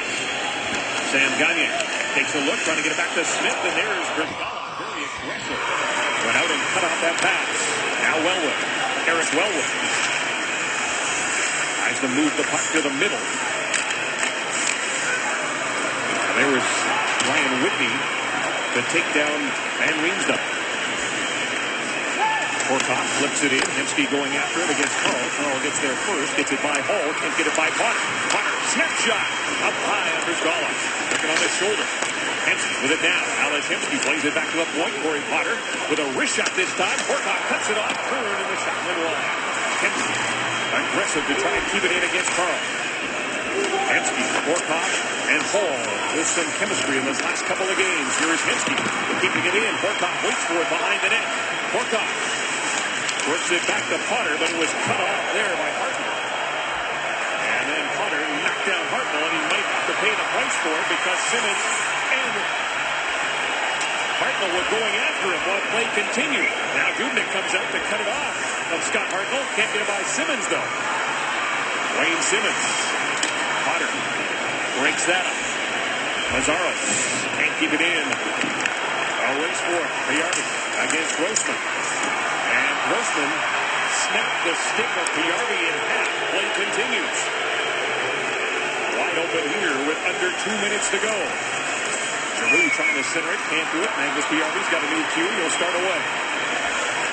Once again against Grossman. There is Hartnell taking a run at Piyarvi, and Piyarvi's hurt. Scott Hartnell's going to go to the penalty box, and the concern is right now for Magnus Piyarvi. Knee, and Hartnell was upset by the hit from Potter. He really stuck it out there. Darcy Hordichuk having some words, and this all stemmed from the hit from Potter, like you said, Kevin. And Hartnell got up. He was angry, went after Potter. Didn't engage when he came down at the last second. Going to the bench, he takes a vicious run at Piyarvi.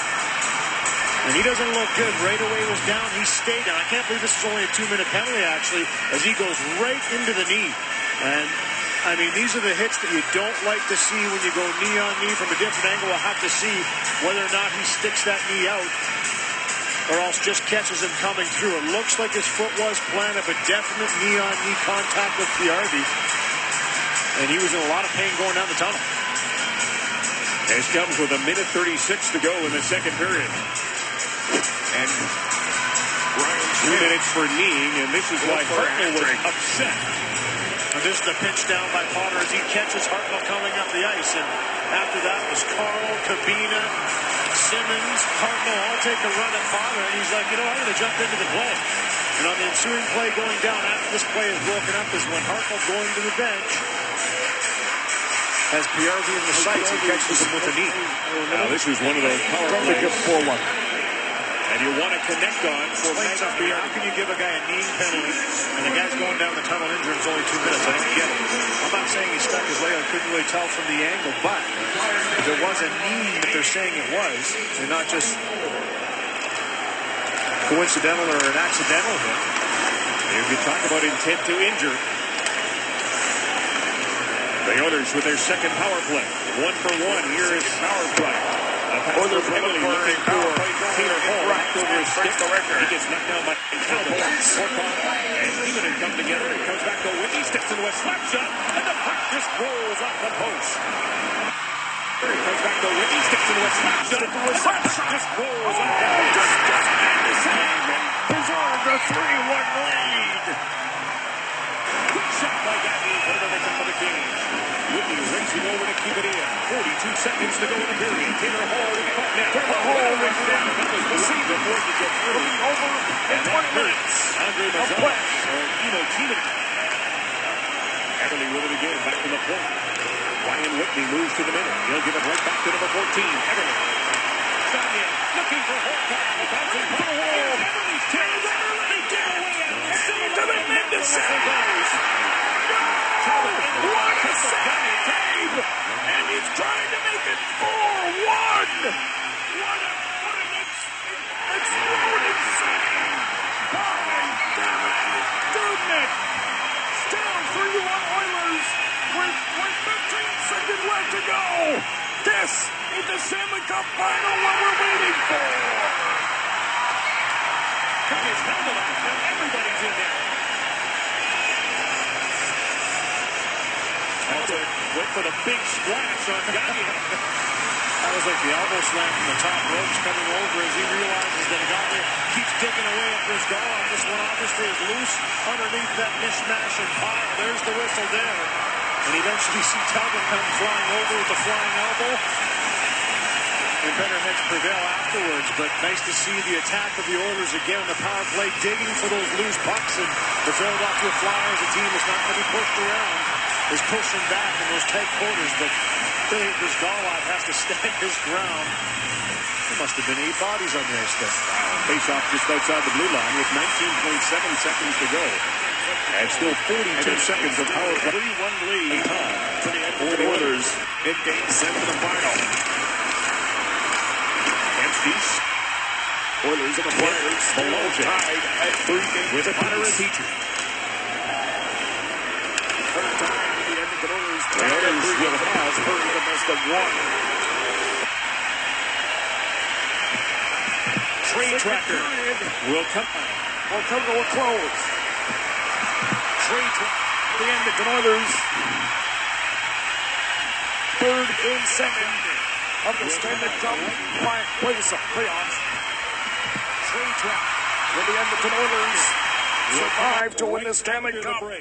It's Teller's Oilers hockey. For the Flyers. Get their first Stanley Cup victory. It's Teller's Oilers hockey. Will come up right after the break. It's Teller's Oilers hockey. It's Game 7 of the Stanley Cup final. On Sportsnet is the place to be for Friday night hockey. It features the Western Hockey League tomorrow night as the Kootenay Ice visit the East. But he's a chip on Saturday. Telus Oilers Hockey is back with, and that is tomorrow. Meanwhile, on Saturday, Telus Oilers Hockey is back with an afternoon matinee as Edmonton hosts the Phoenix Coyotes, starting with our pregame show at 1:30 p.m. Mountain on Sportsnet. Show at 1:30 p.m. Mountain on Sportsnet West. Well, Scott Hartnell's one of the best power forwards. Edmonton Oilers are the National Hockey League, but the first Canadian team in the no item in view. I think in the National Hockey League, but I don't know if he did one of the best things power forwards. I think in the National Hockey League, but I don't know if he did one of the best things in that period. But he really got fired up. Yeah, Scotty Hartnell has become the heartbeat of this team. The Philadelphia team started out with a big core of guys. Well, they shipped out Richards, they shipped out Carter, they moved Lupul, they moved a couple other guys, and Scotty Hartnell has become a bit of the heartbeat of this team. He is the kind of guy that if you throw the kind of hit that Corey Potter lays on him, boom, right there, he's not going to forget about it. I'm not saying he's always going to do the smartest thing, but he's the kind of guy that looks down at the front of that Flyers jersey and says, we don't stand around and get hit like that, and I like that in Scotty Hartnell. This hit on Magnus Harvey, I'm not sure I like that nearly so much. I'll say this, though, Gino. Brendan Shanahan hadn't had much to do lately. The trade deadline's kind of overshadowed him. He may find a little bit of work on this hit. Well, when Scott Hartnell got invited to the NHL All-Star game, he actually received a text from Brendan Shanahan. At first, he thought he was in trouble. Well, when he receives a text this time, he might be in trouble. Philadelphia Flyers who lead the NHL in penalty minutes, closing in on the thousands. Scott Hartnell always loses their big tough team. The Stanley Cup final in 2010.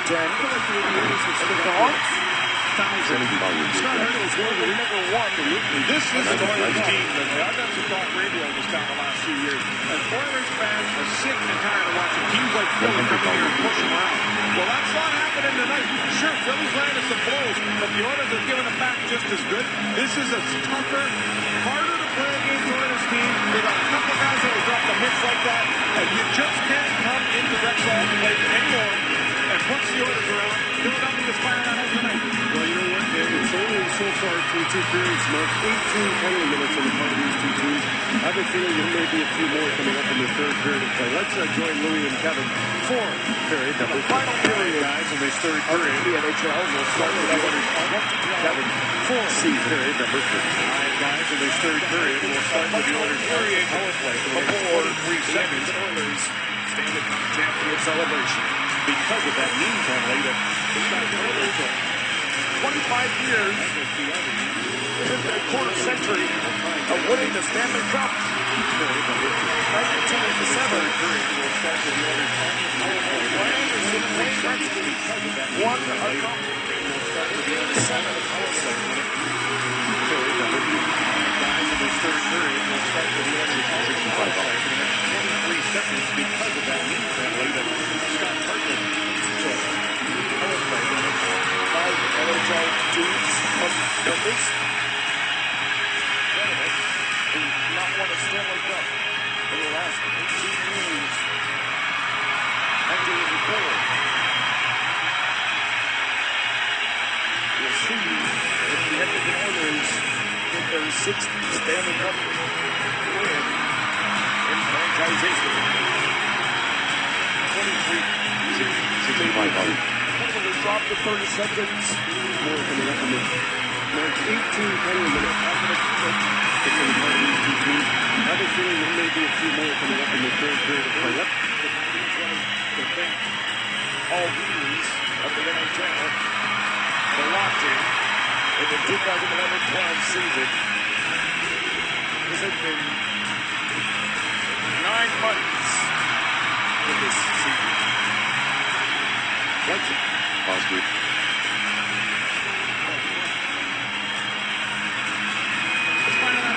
Pause group. This is game number 108.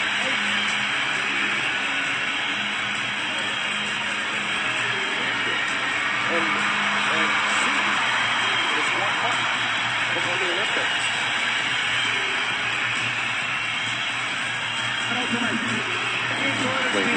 It's only so far through two periods, Mark. 18 penalty minutes on the part of these two teams. I have a feeling there may be a few more coming up in the third period. And Ryan Nujent Hopkins Well, you know what? will host his first Stanley Cup. It's only so far through two periods, Mark. 18 penalty minutes on the part of these two teams. I have a feeling there may be a few more coming up in the third period of play. Let's join Louie and Kevin for period number 3. All right, guys, in this third period, we'll start with the Oilers on the power play for the next 23 seconds because of that knee penalty that Scott Hartnell took. And Michael Piardi went down the tunnel, and we'll try and get an update on his condition as soon as possible. One more period. Oilers are down One more game. And 1-4 for the championship. With the man advantage, they now have 46 power play goals on the year. They came in third in the league in power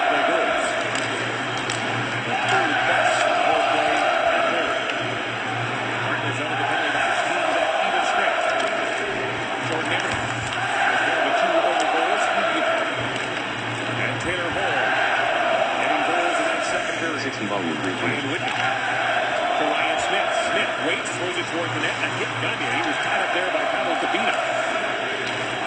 Now back the other way. Here comes Carl O'Neill through it from the Rexall faithful here. Simmons, smart. Oh, shot. Devin Dubnyk. So savvy. Simmons has got to get this super lead. It's blocked away. It was caught. What a blocker! With the goal development decisive. 6 liners left. YouTube video. Play with Hartman. Centering pass. Giroux's got it. Pushes it towards the net. There is Simmons. Another crack at it. Dubnyk stands his ground. The puck's underneath him. Hartman poking at it, but he gets the whistle.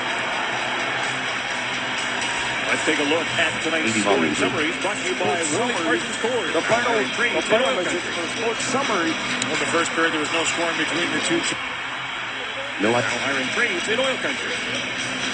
Well, the first period, there was no scoring between the two teams. It was a 1-0 During the goal second period, it was by Taylor Ryan Hall with his Smith. 55 volume. 2 And points Jordan pass. Everly with his 27 to give the Oilers a 2-0 lead. That's how it stands. Hall with his 22nd. And Jordan Everly with his 27 to give the Oilers a 2-0 lead. That's how it stands with his 23rd period here. And Devin Dubnyk with a... The only time that the Edmonton Oilers has faced this team before. 45 volume. Stanley Cup. Since the 2006 4-1 and Louis 7 run against the Carolina Hurricanes.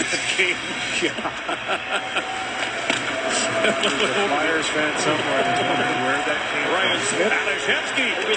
Mike Trophy winner. Defensive play there by Timo Timonen. Gilbert. Behind the net. Horkoff. Back up 3 for Whitney. They'll play it around the boards. Tom Gilbert on the other side keeps it in. Avoids a big hit. Gets behind the net. Comes right in. Another good defensive play. It's Hall was looking for it. Timonen was there again. Sprout. They will cheer even more.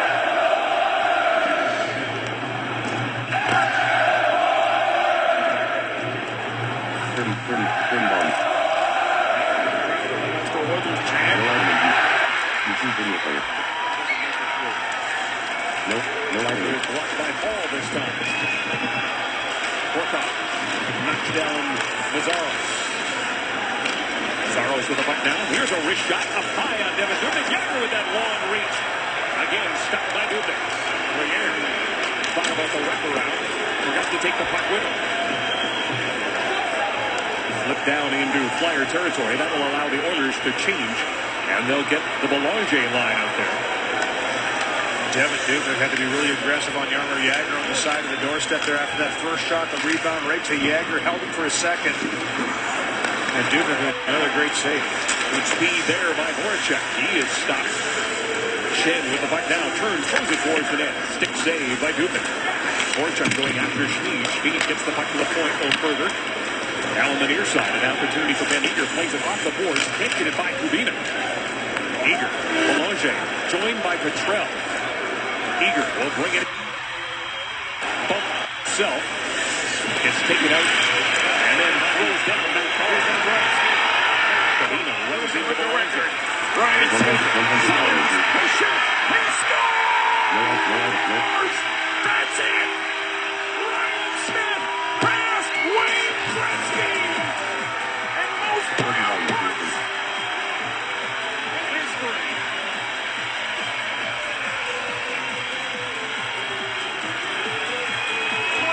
Goal of the Stanley Cup final playoffs. And Ryan Smith puts the goalies down on his knees. And it's 4-1. That is history. Another point in my record. Joined by Petrell. Ryan Smith himself. And what a celebration for Ryan Smith. Congratulations on the 18th goal, 21st goal, 27 assists. First to score for all-time points. On the near side.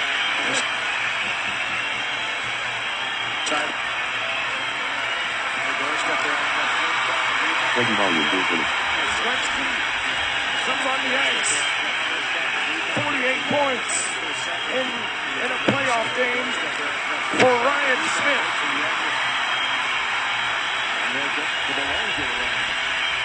4-point night for Ryan Smith. And he is now the Stanley Cup king. 1 hour, 15 minutes, 20 seconds. Smith finds Gagne near side. Here's Gagne. 1 hour, 60. And then here's the stand-up on Mazeros. Another area. Fans are standing up for Ryan Smith, celebrating 48 points in a playoff. The rib area.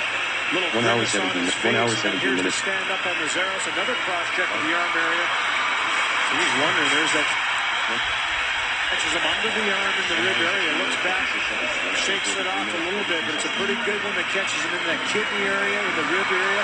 Little grimace on his face, and then here's the stand-up on Mazeros. And Ryan Smith In the rib area. Looks back. Shakes it off a little bit, but it's a pretty good one that catches him in that kidney area, in the rib area. Little grimace. 1 hour, 17 minutes, 3 seconds to 1 hour.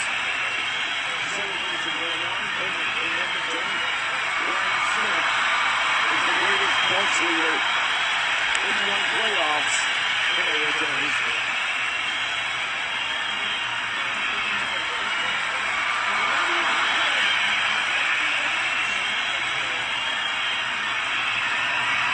On his face, and then here's the stand-up by Mazeros. Another cross-check of the arm area. So he's wondering. There's that facial expression. You know he's feeling it a little bit. Had a great game tonight, Hemsky, so far. Up on a string for him. And now he's starting to become a little more of a touch.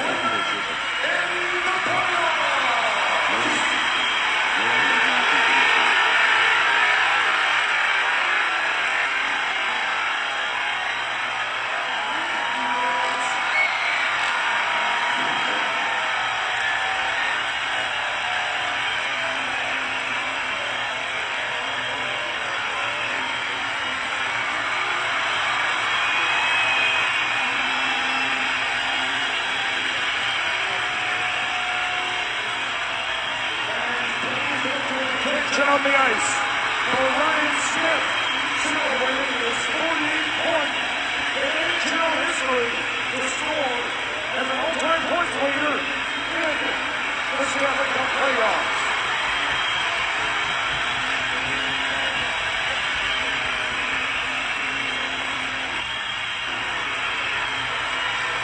Good evening, Rexall.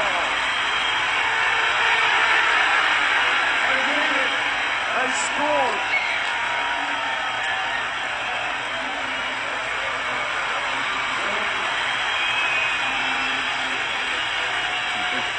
For Ryan Smith, and he's in this score. That 27 assists. It was Ryan Smith who got it. 48 points.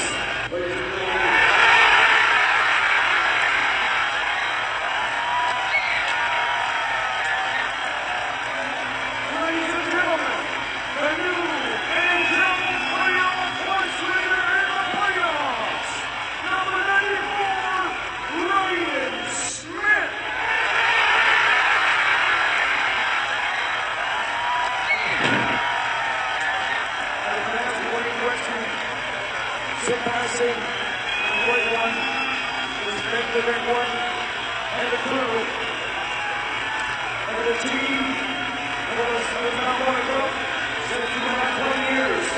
Big run by the team.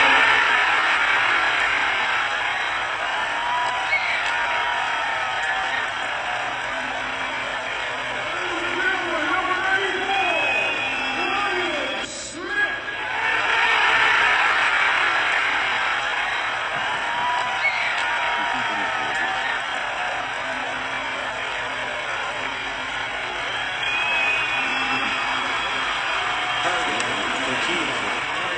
Straight for him. We'll bring your own cheering section with SO Minor Hockey Nights. Minor hockey or ring teams can enjoy an early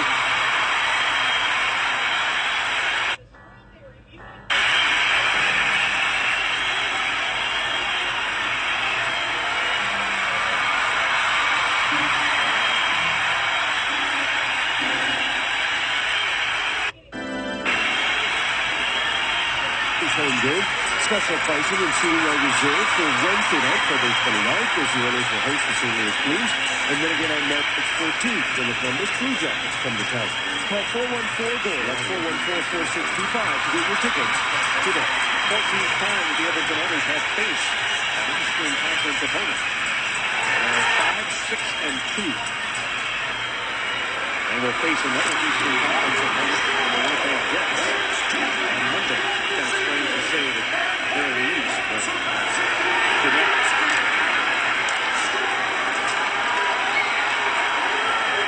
Minute drive in this third period. Tom Gilbert takes a hit from Shin. Back the other way.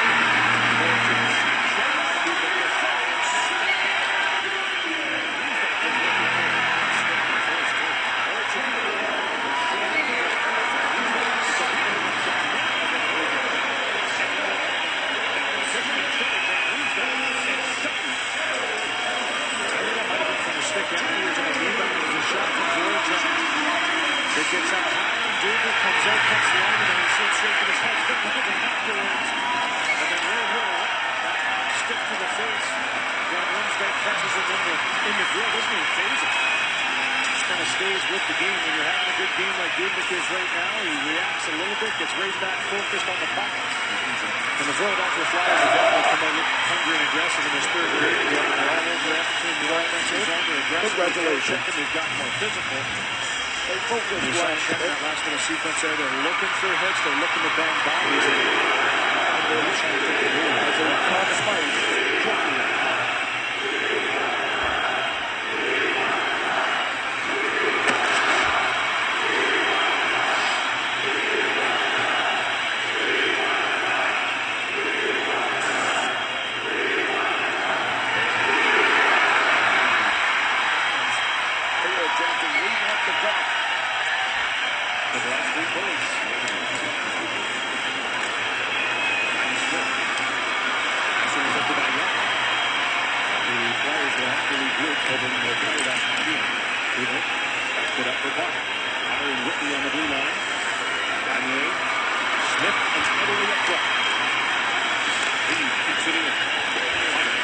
Of the Stanley Cup final. Behind the net, 3 games apiece. Oilers and Flyers. Behind the net, there's Yacht. Hanging on to it. It's Gagnon. Gagnon now battles with Potter. Here, Potter. Behind the net, there's Yacht. Hanging on to it. It's Gagnon. Gagnon now battles with Potter. Here, sends it around the near side. Keeps it in against Ryan Smith. A far shot, a chance for Everly to get right, and he will. The Flyers, the third best road team in the National Hockey League, with 19 wins. Oilers, number 1 best team in the NHL when scored. Hall with the puck against Grossman, and Grossman keeps down Taylor Hall. Play continues. Simmons. Prison rules. It sure is. Put the whistle down. He gets knocked down by Smith. Intercepted by Petrie. He got picked up there behind the net by Simmons. There's a release for Simmons. He's behind the net. Now under the corner. That almost center pass is picked off there by Smith. Now Smith will play it and gets deflected up into the net. The net. Nicholas Grossman and Smith with Taylor Hall and then surpassed Wayne Gretzky. And a 4-1 Edmonton lead. No item in use. Cheers for the home team from the home team. Home Hardware. Homeowners helping homeowners. Just over 13 minutes to go here in regulation time. NHL season. Oilers leading by 3. But if they win 3, the Stanley Cup champions are yours. 197 goals so far this season. But if the Oilers and the Flyers look like what? Grossman. Alonzo, Lander, and Paquette. Schilling trying to get it in against Gilbert. Gilbert stocks it up. And carrying on is Talbot. Talbot steps into the shot from the check angle. Quick rebound. Quick goes by Kevin Goodman. The point it goes. Here's Grossman's shot. And that one whistles wide. Grossman can hammer the puck. Paquette gets it down the ice and allows the others to make a change. And they'll get all worked out for the Husky. To be Voracek.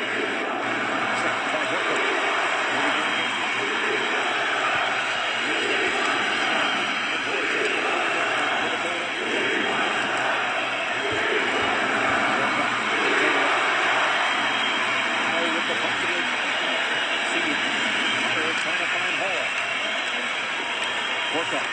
Near side, looks for Hall, and he gets knocked out. Aquilino's lost his stick. Voracek. Shot back to the middle to Shen. Braden Shen moving in with Van Riemsdyk. Shen. After Voracek broken up by Horton. After Hall didn't work, they want to change up anyway. They'll send out Everly, Smith, and Gagne. Timo Timonen. And deep. Back comes to the near side. It's going to be Sam Gagne. Gagne plays it off the wall, trying to get it by. Briere, he does. Smith picked up by Coburn. Here's Yager. Coburn finds Yager. Tries to muscle his way by Everly. Does get the pass to Briere. Briere goes cross-side for Reed. His shot deflected by Petrie and ends up going into the netting. Tonight's Safeway $1 million score and win grand prize winner will receive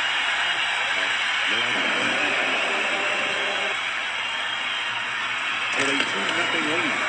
The Phoenix Coyotes, Ryan Smith and Ryan Nujent Hopkins. 2 goals scored. Winning that game in a shootout, they will be the opponent. Here for the Oilers on Saturday in an afternoon. In a shootout, they will be the opponent. Here for Game 6 victory. The Oilers on Saturday in an afternoon contest. And it was a 6-1 victory. And we'll have for it. It is a 1:30 p.m. Mountain Time. We're with our pregame show and then bring you the Coyotes and the Oilers their last home game before the trade deadline, where we will be in Winnipeg. Coyotes and the Oilers their last home game before the trade deadline, where we will be in Winnipeg on that Monday. 2012-13 NHL season was 8-1 through 40 minutes in the dot.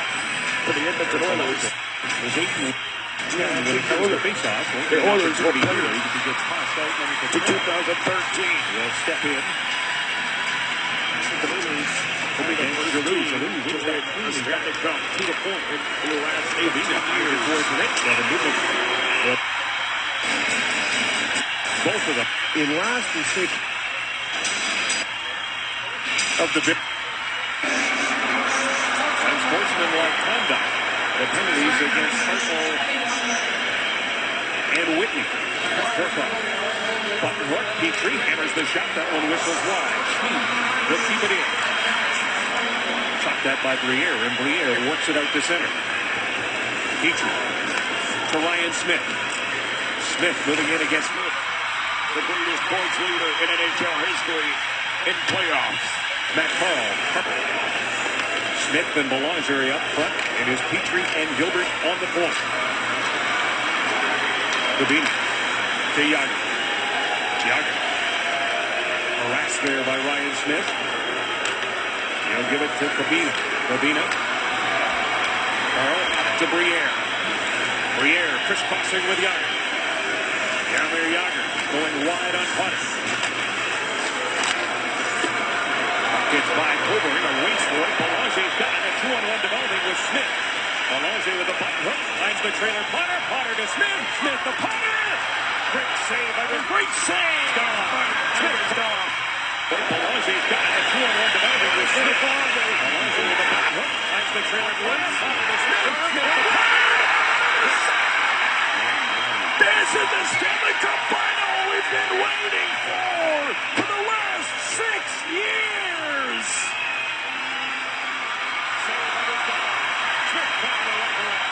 Ryan Smith, 21 goals so far in the Stanley Cup playoffs.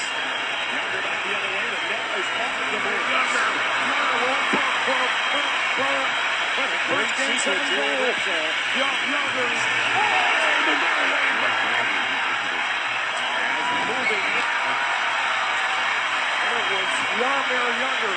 Oh, it suddenly went off. Great sequence here at Rexall. And the crowd goes wild in the big boy Rexall.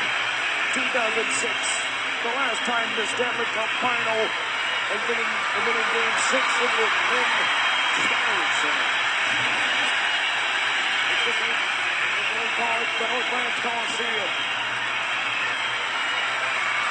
Edmonton Oilers will look for their first win at Rexall Place in the final. Down the stretch of Game 7 of the Stanley Cup final. Moving in. Close in within the final 10 minutes. Fired 31 shots away at Devin Dubik. 31 seconds left to 4-4. Eberle and Gagne Oilers front, and Gagne wins that draw. Here it is. Stanley Cup He won it 2 clean. That usually. Victory. Centers is trying to look for a goal.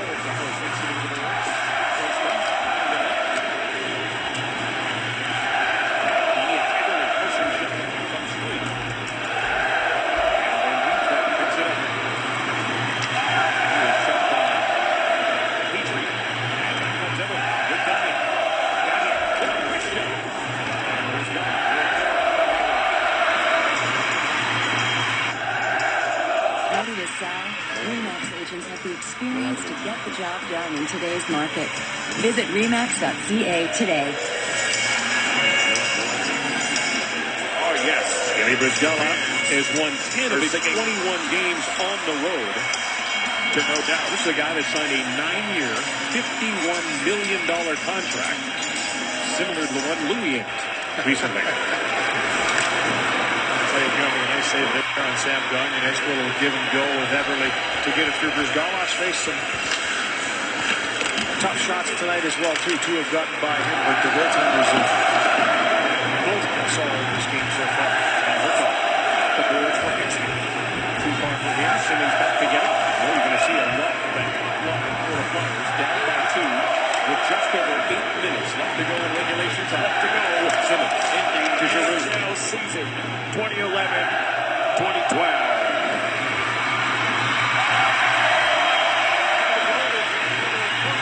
Stanley Cup win in 22 years. Over 19 years from the Montreal Canadiens.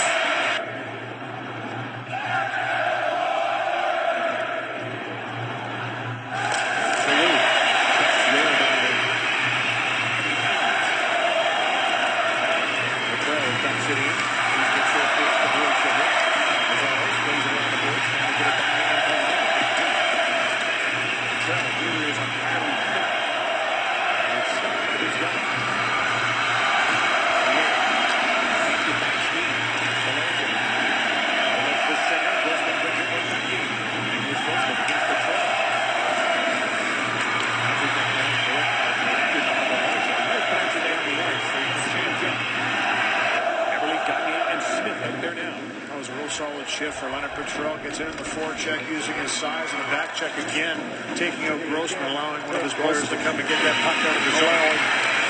Second pass for Shin did not get all that shot. Now, completing the forecheck. Shin. He's got to look for a hat trick. Oh, what a save! 3 chances for the hat trick.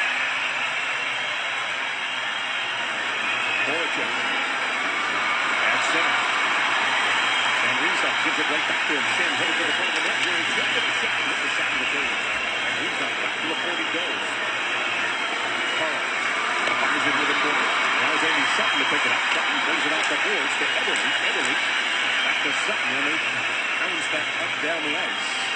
And again, the Oilers for the change. They've got the Horcock line out there now. It's no further than center. Horcock reaching for it. And with Hall, and just off shot.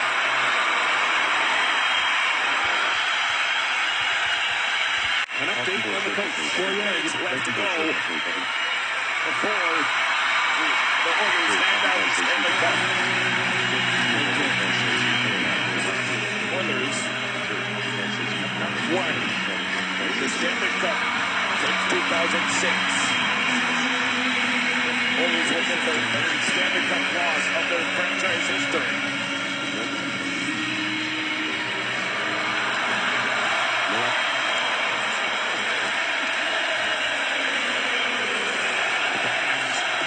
In their rendition of Sweet Carolina. You talked about going into a game and after a game, but not doing it. He's got his headset on. And set up here, giving them little relays, little messages, taking face-off stats, all the little intricacies that go into it. So it's like he's there. Watching. Turning his Horcock with a shot and looking. He was going to play. Looking for the captain's goal. Hensky shot. Good shot. Hall. Thank you, Bishop. In behind the here in Rexall. Net. Play continues. Great. Timo Tiemann. It's Ryan Smith. 5:40 to go. Come on. Regulation time. A record-breaking Playoff. playoff. Off the board to a hit. Man, the ship. 5 minutes left to go. Players had a lot of bats on the edge as they entered a very slow shift. Hensky's done it purpose. He saw there was too many, just decided to throw it at the guy standing at the bench, but it didn't work. Long pass intended for Talbot doesn't work. Hunter will get to it. Talbot gives him a bump. The bump comes to Belonte. And Belonte will send it down the line. Eager. Racing after a intentional ball. To Grossman. He's got Talbot with him. Here he comes. Here he comes. Keeping with him. Around the board. Intercepted by Young, but it comes late to Eager. Ready. They'll play it back to Whitman. They'll get it to Belonte. Now to Carl. Ryan Smith going off the board. Moving in against Carl. Back the other way. The Flyers come.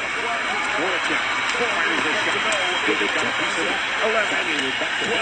NHL season. Puts it out to center. Ryan Smith sent unceremoniously to the ice. And the Oilers are celebrating. 48 points. Interference on that one, but I don't know.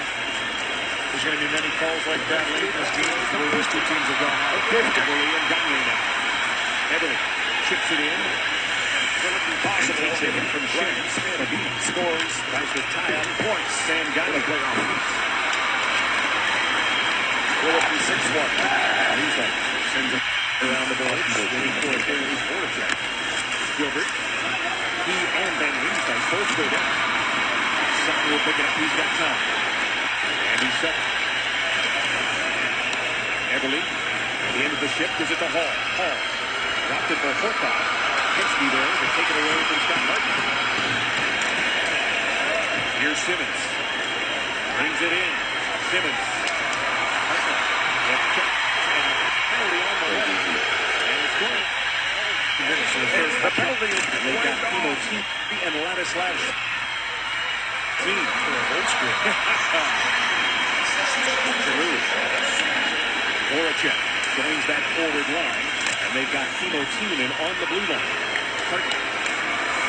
Giroux spinning to try and get away from Jeff Petrie. Ryan Smith backhands it out, gets it by Timo Tiemann, and now the race. Here comes Horcock, short-handed. Jones up in his own hands. Takes the shot.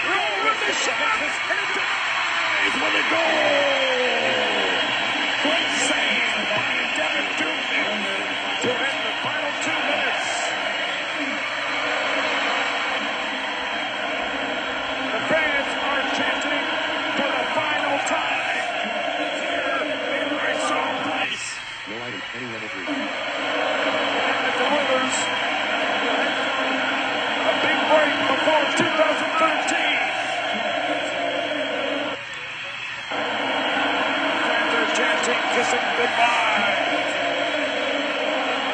Ryan Smith will look for a goodbye to them.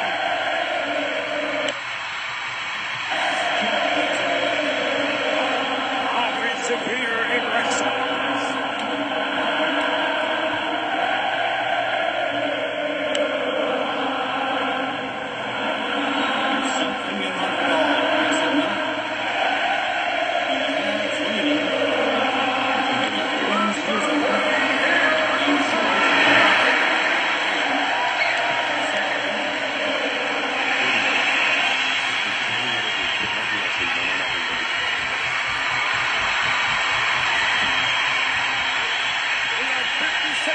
To go in the 2011-2012 NHL season.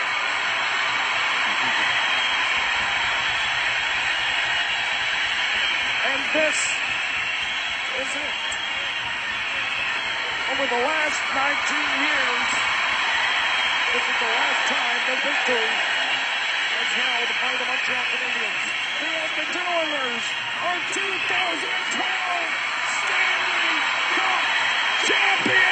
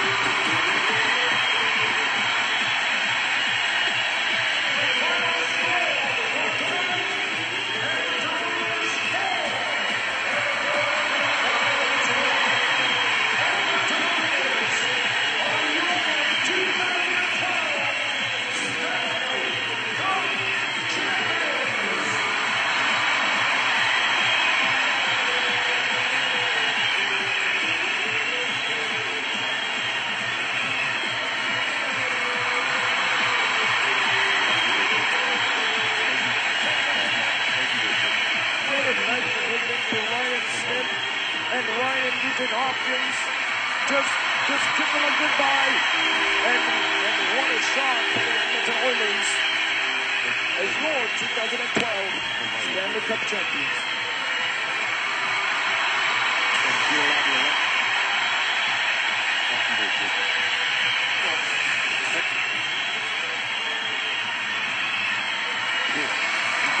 The 16, 10, and 5. Giroux throws it forward from the Edmonton Oilers. And the hardest team to look at them. Getting 10 to go. Gets Evans. Evans. Stick.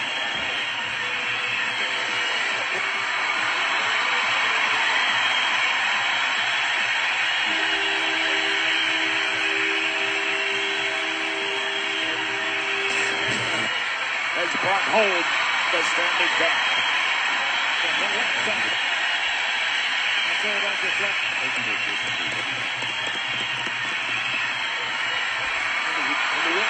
What a night for the champions.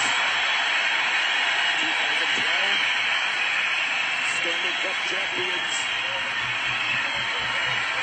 Ryan Smith is the hero.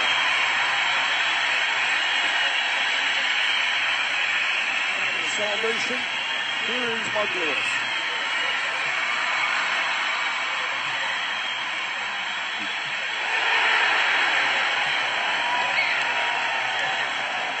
Fans, please pay attention to the notes. As the Conference Champion winner, they announce to the 2012 Stanley Cup playoffs. Good evening, Edmonton.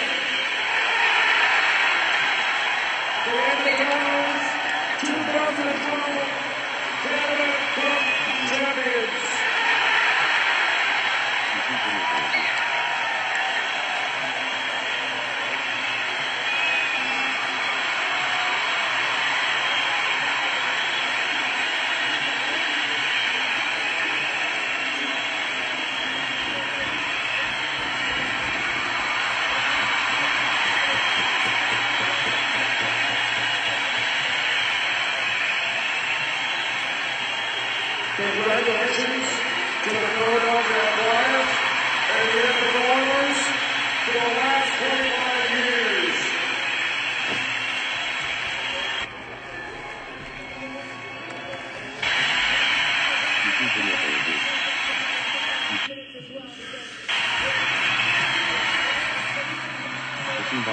Thanks to the Edmonton Oilers, Ryan Smith, as the Oilers goal and points leader, scoring in a single playoff postseason.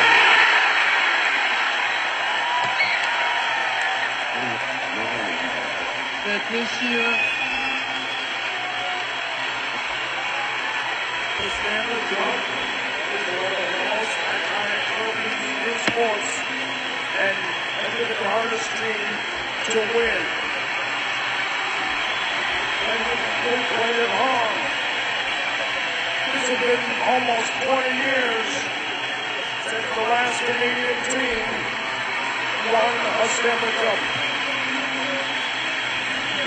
Ryan Smith, Ryan Nujent Hopkins, Sam Bradley, Taylor Hall, Jordan Eberle, and Jeff Petrie.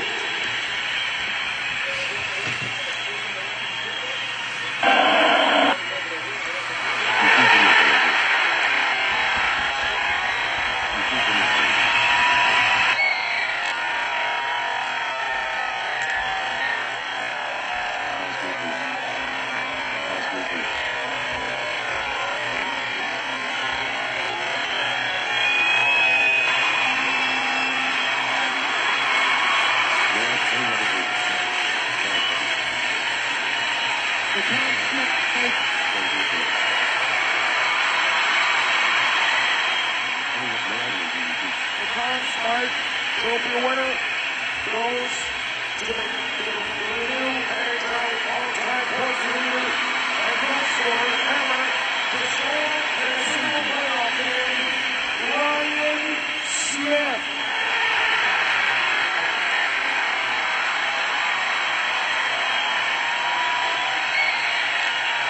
Canada, welcome home.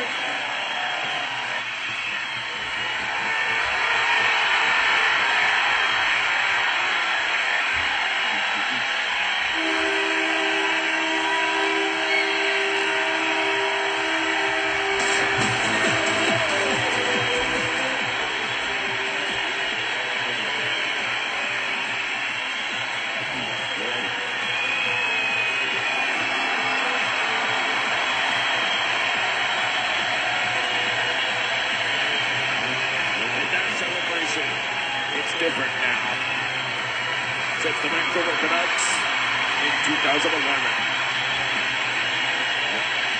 What a night this has been for the Edmonton Oilers. Louis the Bus, 2 stars, and third star to the game, and Jaromir Jagr to the Philadelphia Flyers with 1 goal only scored for the 7. And then finally, the second and first stars are Ryan Nujent Hopkins, and the greatest player of all time and the fastest player of all time, Ryan Smith. Well, Louis the Bus, Ellison did lease on life for the Edmonton Oilers.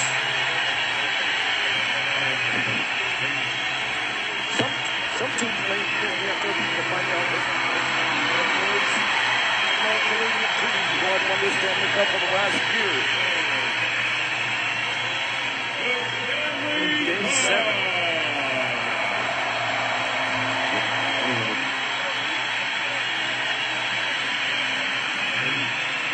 And for celebration, here again is Mark Lewis. Ladies and gentlemen,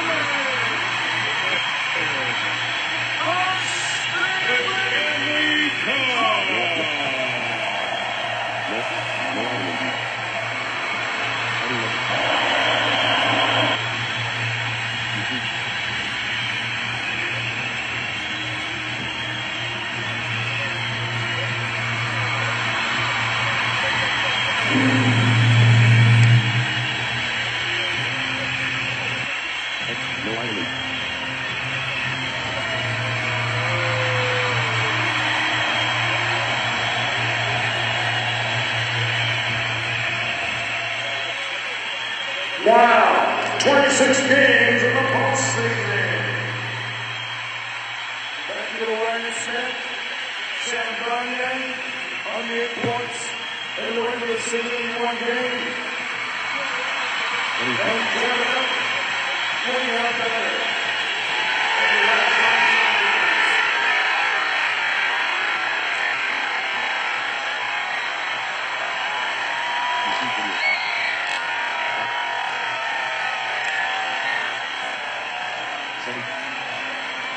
Congratulations to Ryan Smith on the record, setting the record for Wayne Gretzky for the most all-time points leader in one single postseason. Congratulations, Edmonton. Ryan Smith, do it again.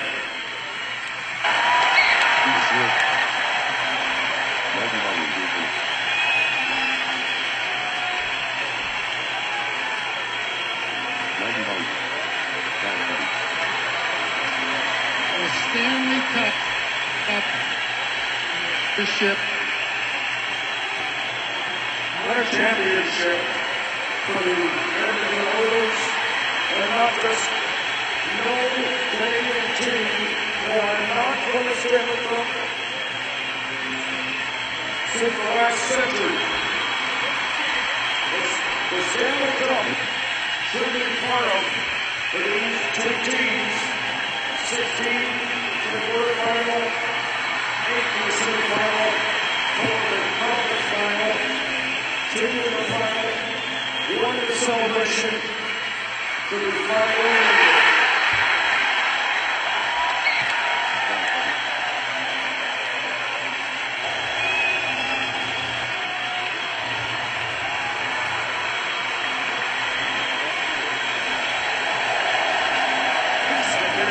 Cup dream come true. And for the Edmonton Oilers, will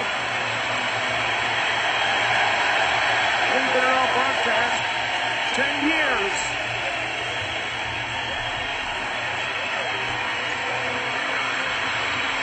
And the Oilers and the Stanley Cup victory is going to the Edmonton Oilers.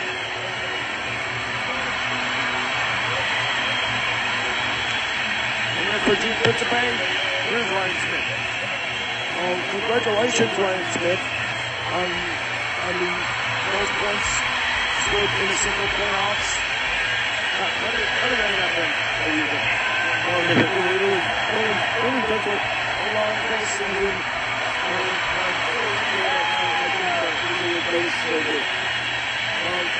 Ryan Smith, he scored fast, but he scored. Not as fast, but he scored fast. Wayne Gretzky.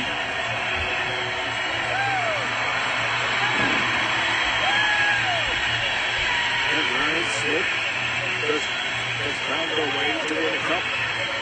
And Ryan Nujent Hopkins was their first Stanley Cup since the Oilers.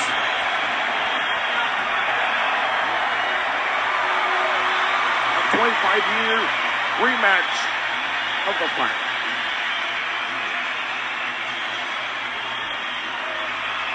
Here's Gene again for Ryan Nujent Hopkins.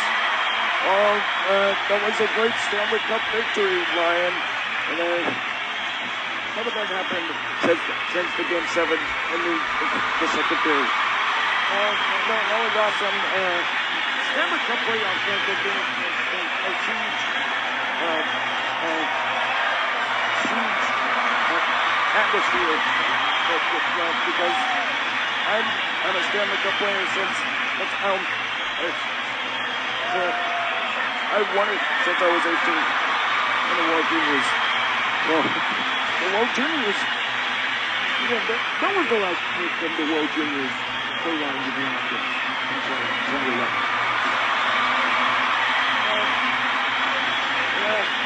That was my first Stanley Cup final victory for me.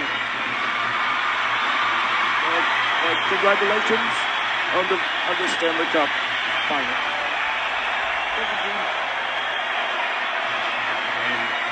And the Stanley Cup finals, I think, are the hardest to play.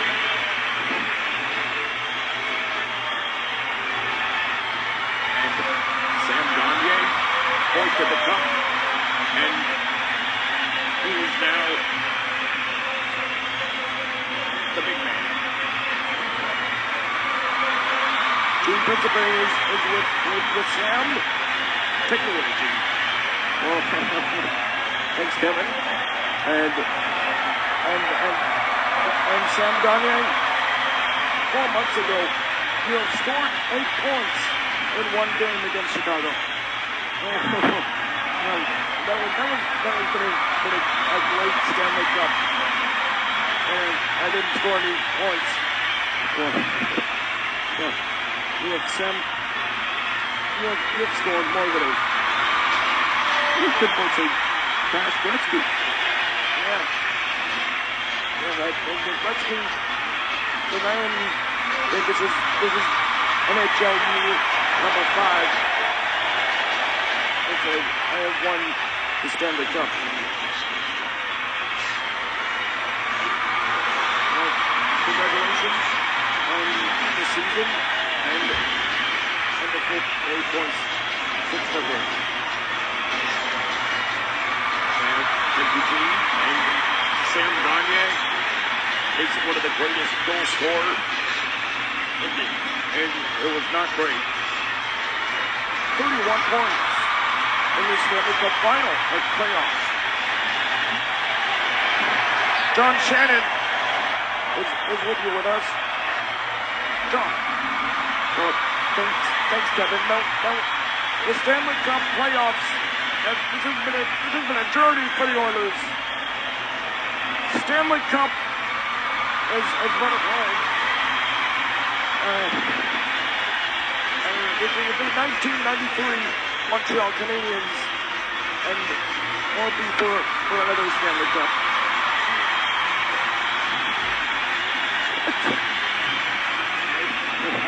Well, thanks, Kevin. Thanks, Drew. Thanks, John Shannon, and the Stanley Cup victory. The Oilers have been a blast since the 90s.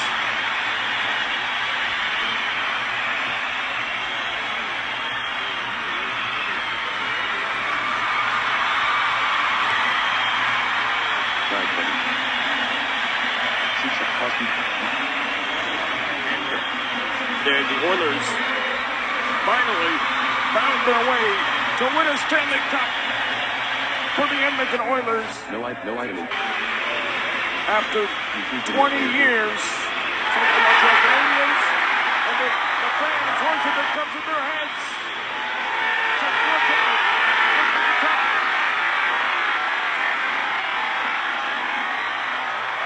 Wow, the Stanley Cup.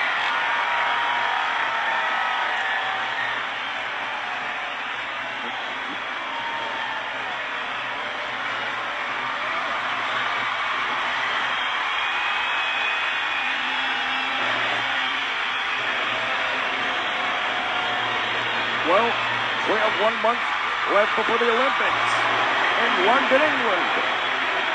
We're watching on a family of networks. It is on Sportsman, CBC, TSN, and others. The Olympics is in July.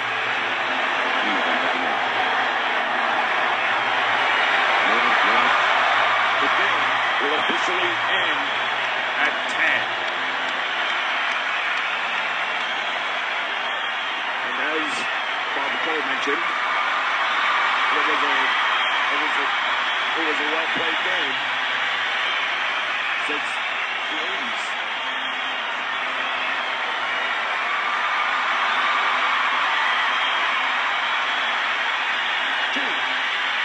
Taylor Hall. Well, congratulations, Taylor Hall. How would it happen during that goal in game 7?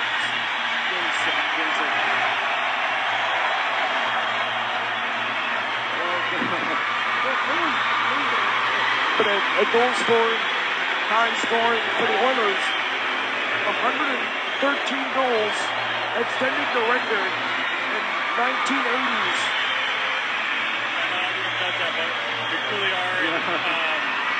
I just think that has us being so close, spending so much time together. I think it was the Stanley Cup. We really love Game each other. 7 was so close.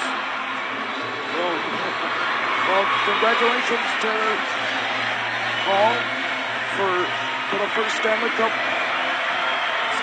final debut. Well, thanks, Gene. And Hall,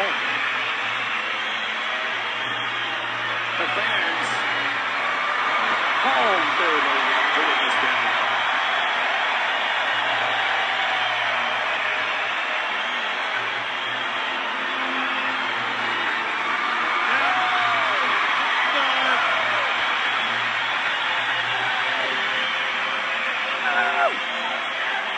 let's go!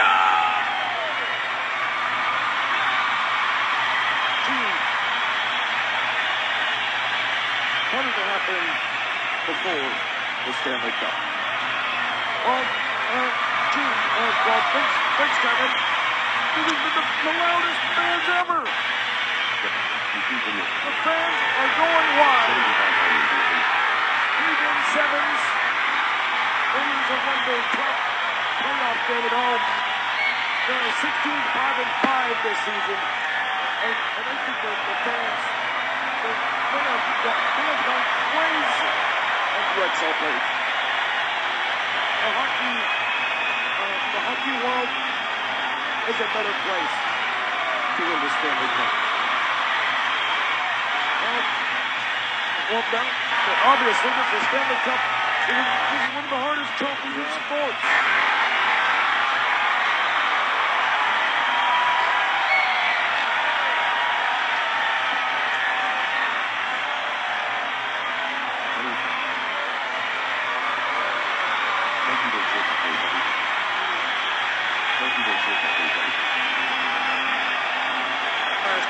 Team that came into this And become the point leader, the number one of the Stanley Cup playoffs.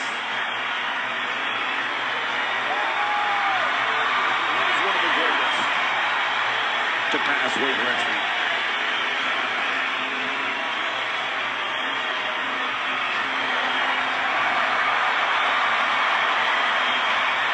And as Gene mentioned, that Canada brought home the cup.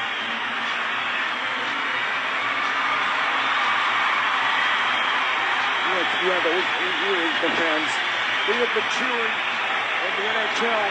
The whole arena starts shaking and it blasted so loud, up to 125 decibels. That was Stanley Cup. Well, the Oilers have only got to win the Stanley Cup, not win a Stanley Cup.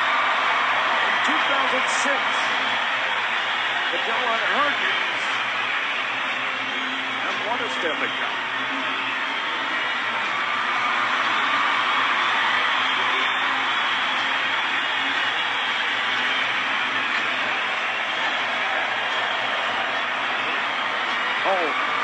Someone, Mark Lewis, is joining team.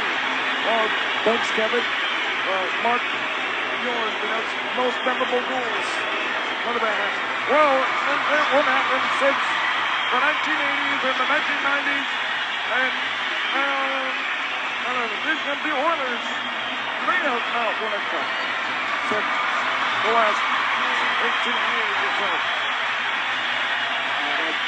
The NHL season, 108 games.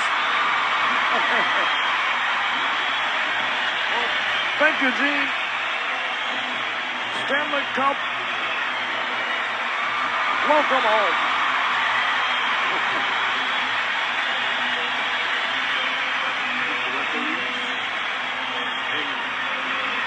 Yeah, that last tournament,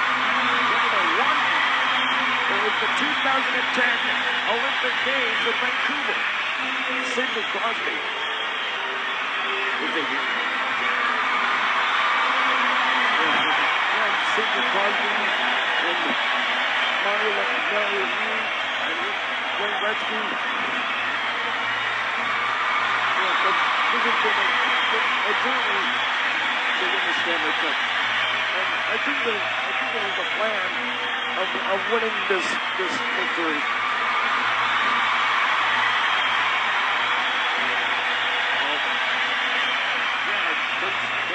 The season is officially over. 108 games, 82 and 26.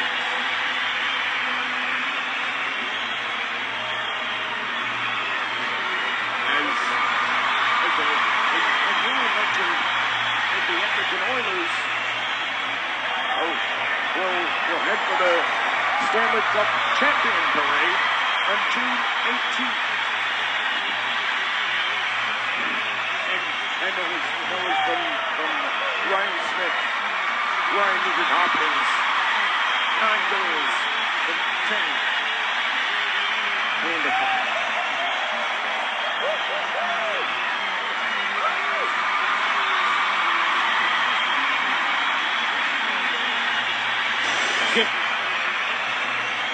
The game review was brought to you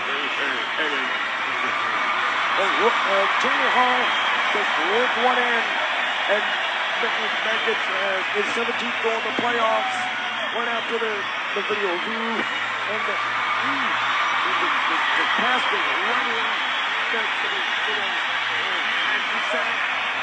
Went out with the face of Ryan Nujent Hopkins, and two goals scored by Ryan Nujent Hopkins, and that final goal in the final in Game 7 was being scored by the number 1, Ryan Smith. It's the shot of the 3 stars of the game. And the Oilers are the number 1 team, first place.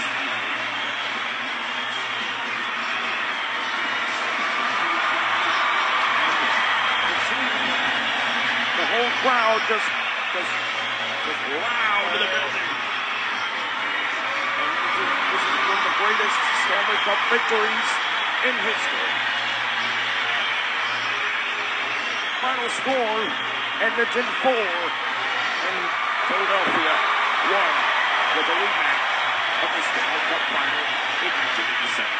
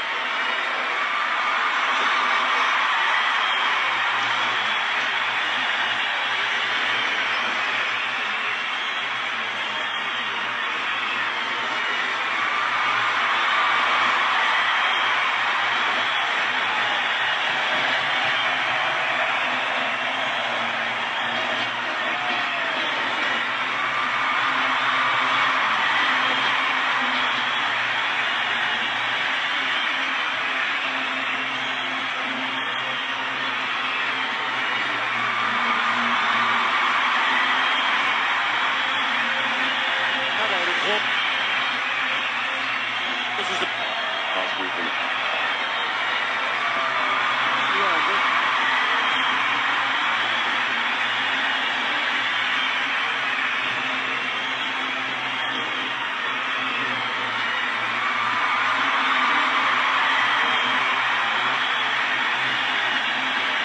Edmonton Oilers the Edmonton Oilers have officially ended their season with a Stanley Cup win at home by this team, the Edmonton Oilers. The door on the Philadelphia. 32 years in the books. Last team that came into this game as the top. Yes, I do. Books on the block.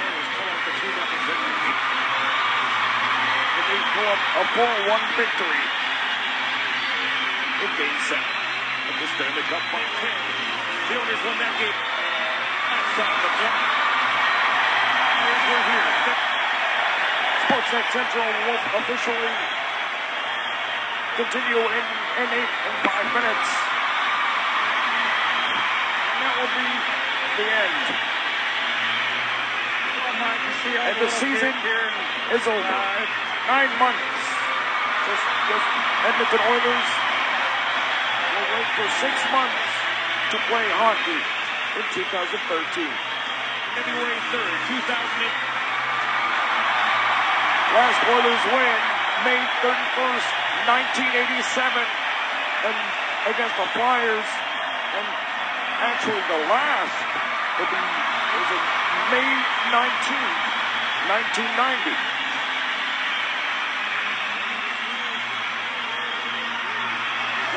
That was the last time this team wins the Stanley Cup. And McDavid has hoisted the cup. For 60 minutes of everybody.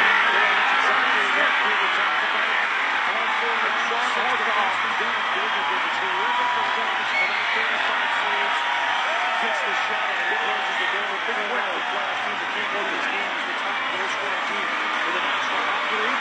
And the Edmonton Oilers pull out the 2-0 victory. It's deja vu on it. Well, it is deja vu for the Oilers. The game should be ended in 3 minutes. Just right before the celebration.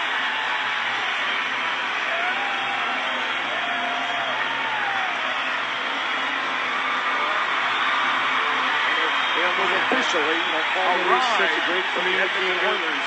And watching him go from this player introduction, and the Oilers concluded their season with the final win in the season.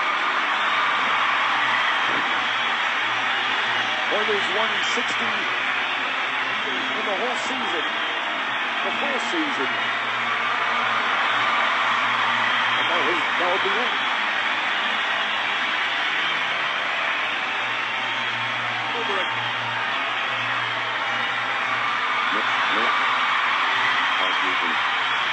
And here it is, the Stanley Cup. Oh, here it comes. The Stanley Cup. It's more Stanley Cup. Oilers, Flyers, 4-1 victory.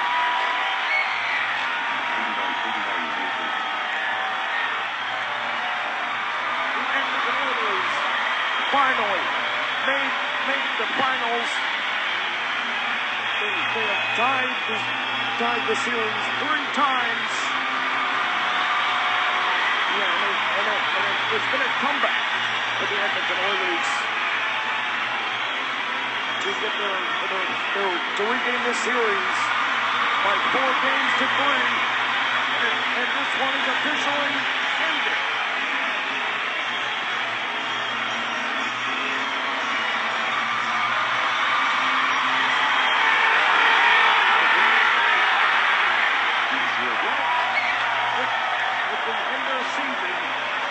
Oilers have the plan to win this season for the NHL.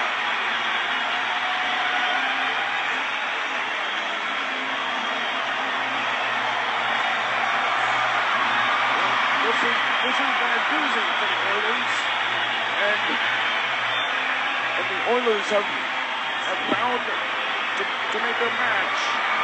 And then the Canucks lost last year in Game 7, but finally, the champions are your Stanley Cup champions.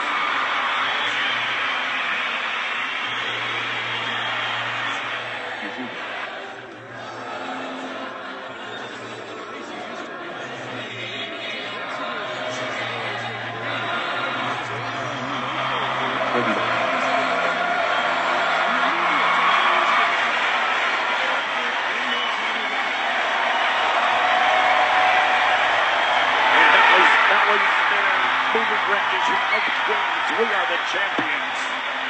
And the Oilers are the champions.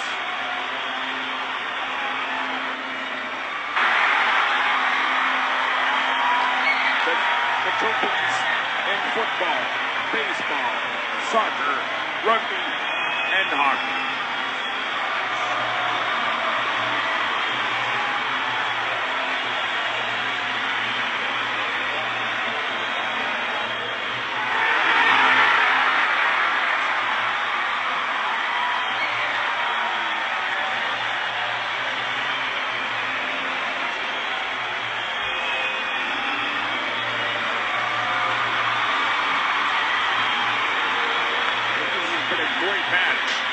For the Oilers and the Flyers. 26 games in one Stanley Cup playoffs.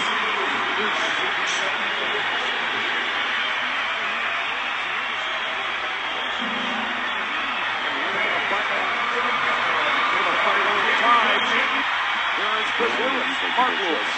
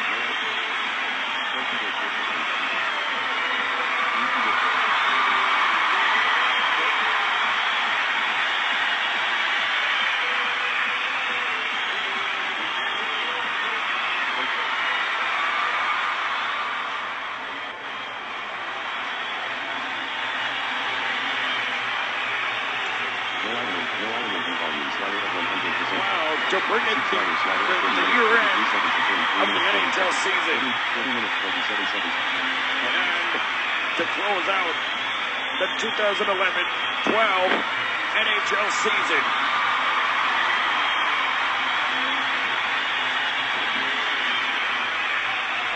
And it will be closed in about a minute.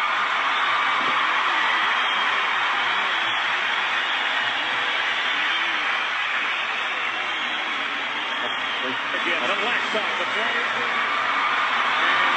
and I think it's over.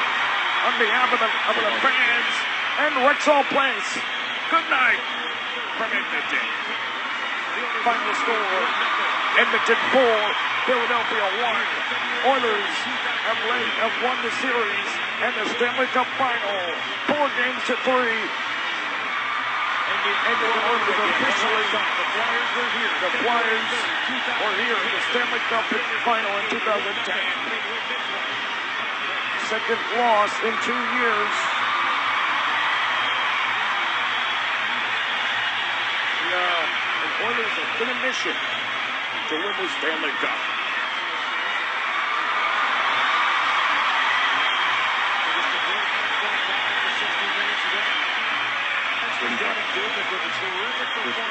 Sportsnet Central coming up in about 30 seconds. as we say goodbye to Edmonton. On behalf of Rexall and the NHL fans across the world, good night. The Edmonton Oilers pull up their victory to 4-1. Sportsnet Central coming after this.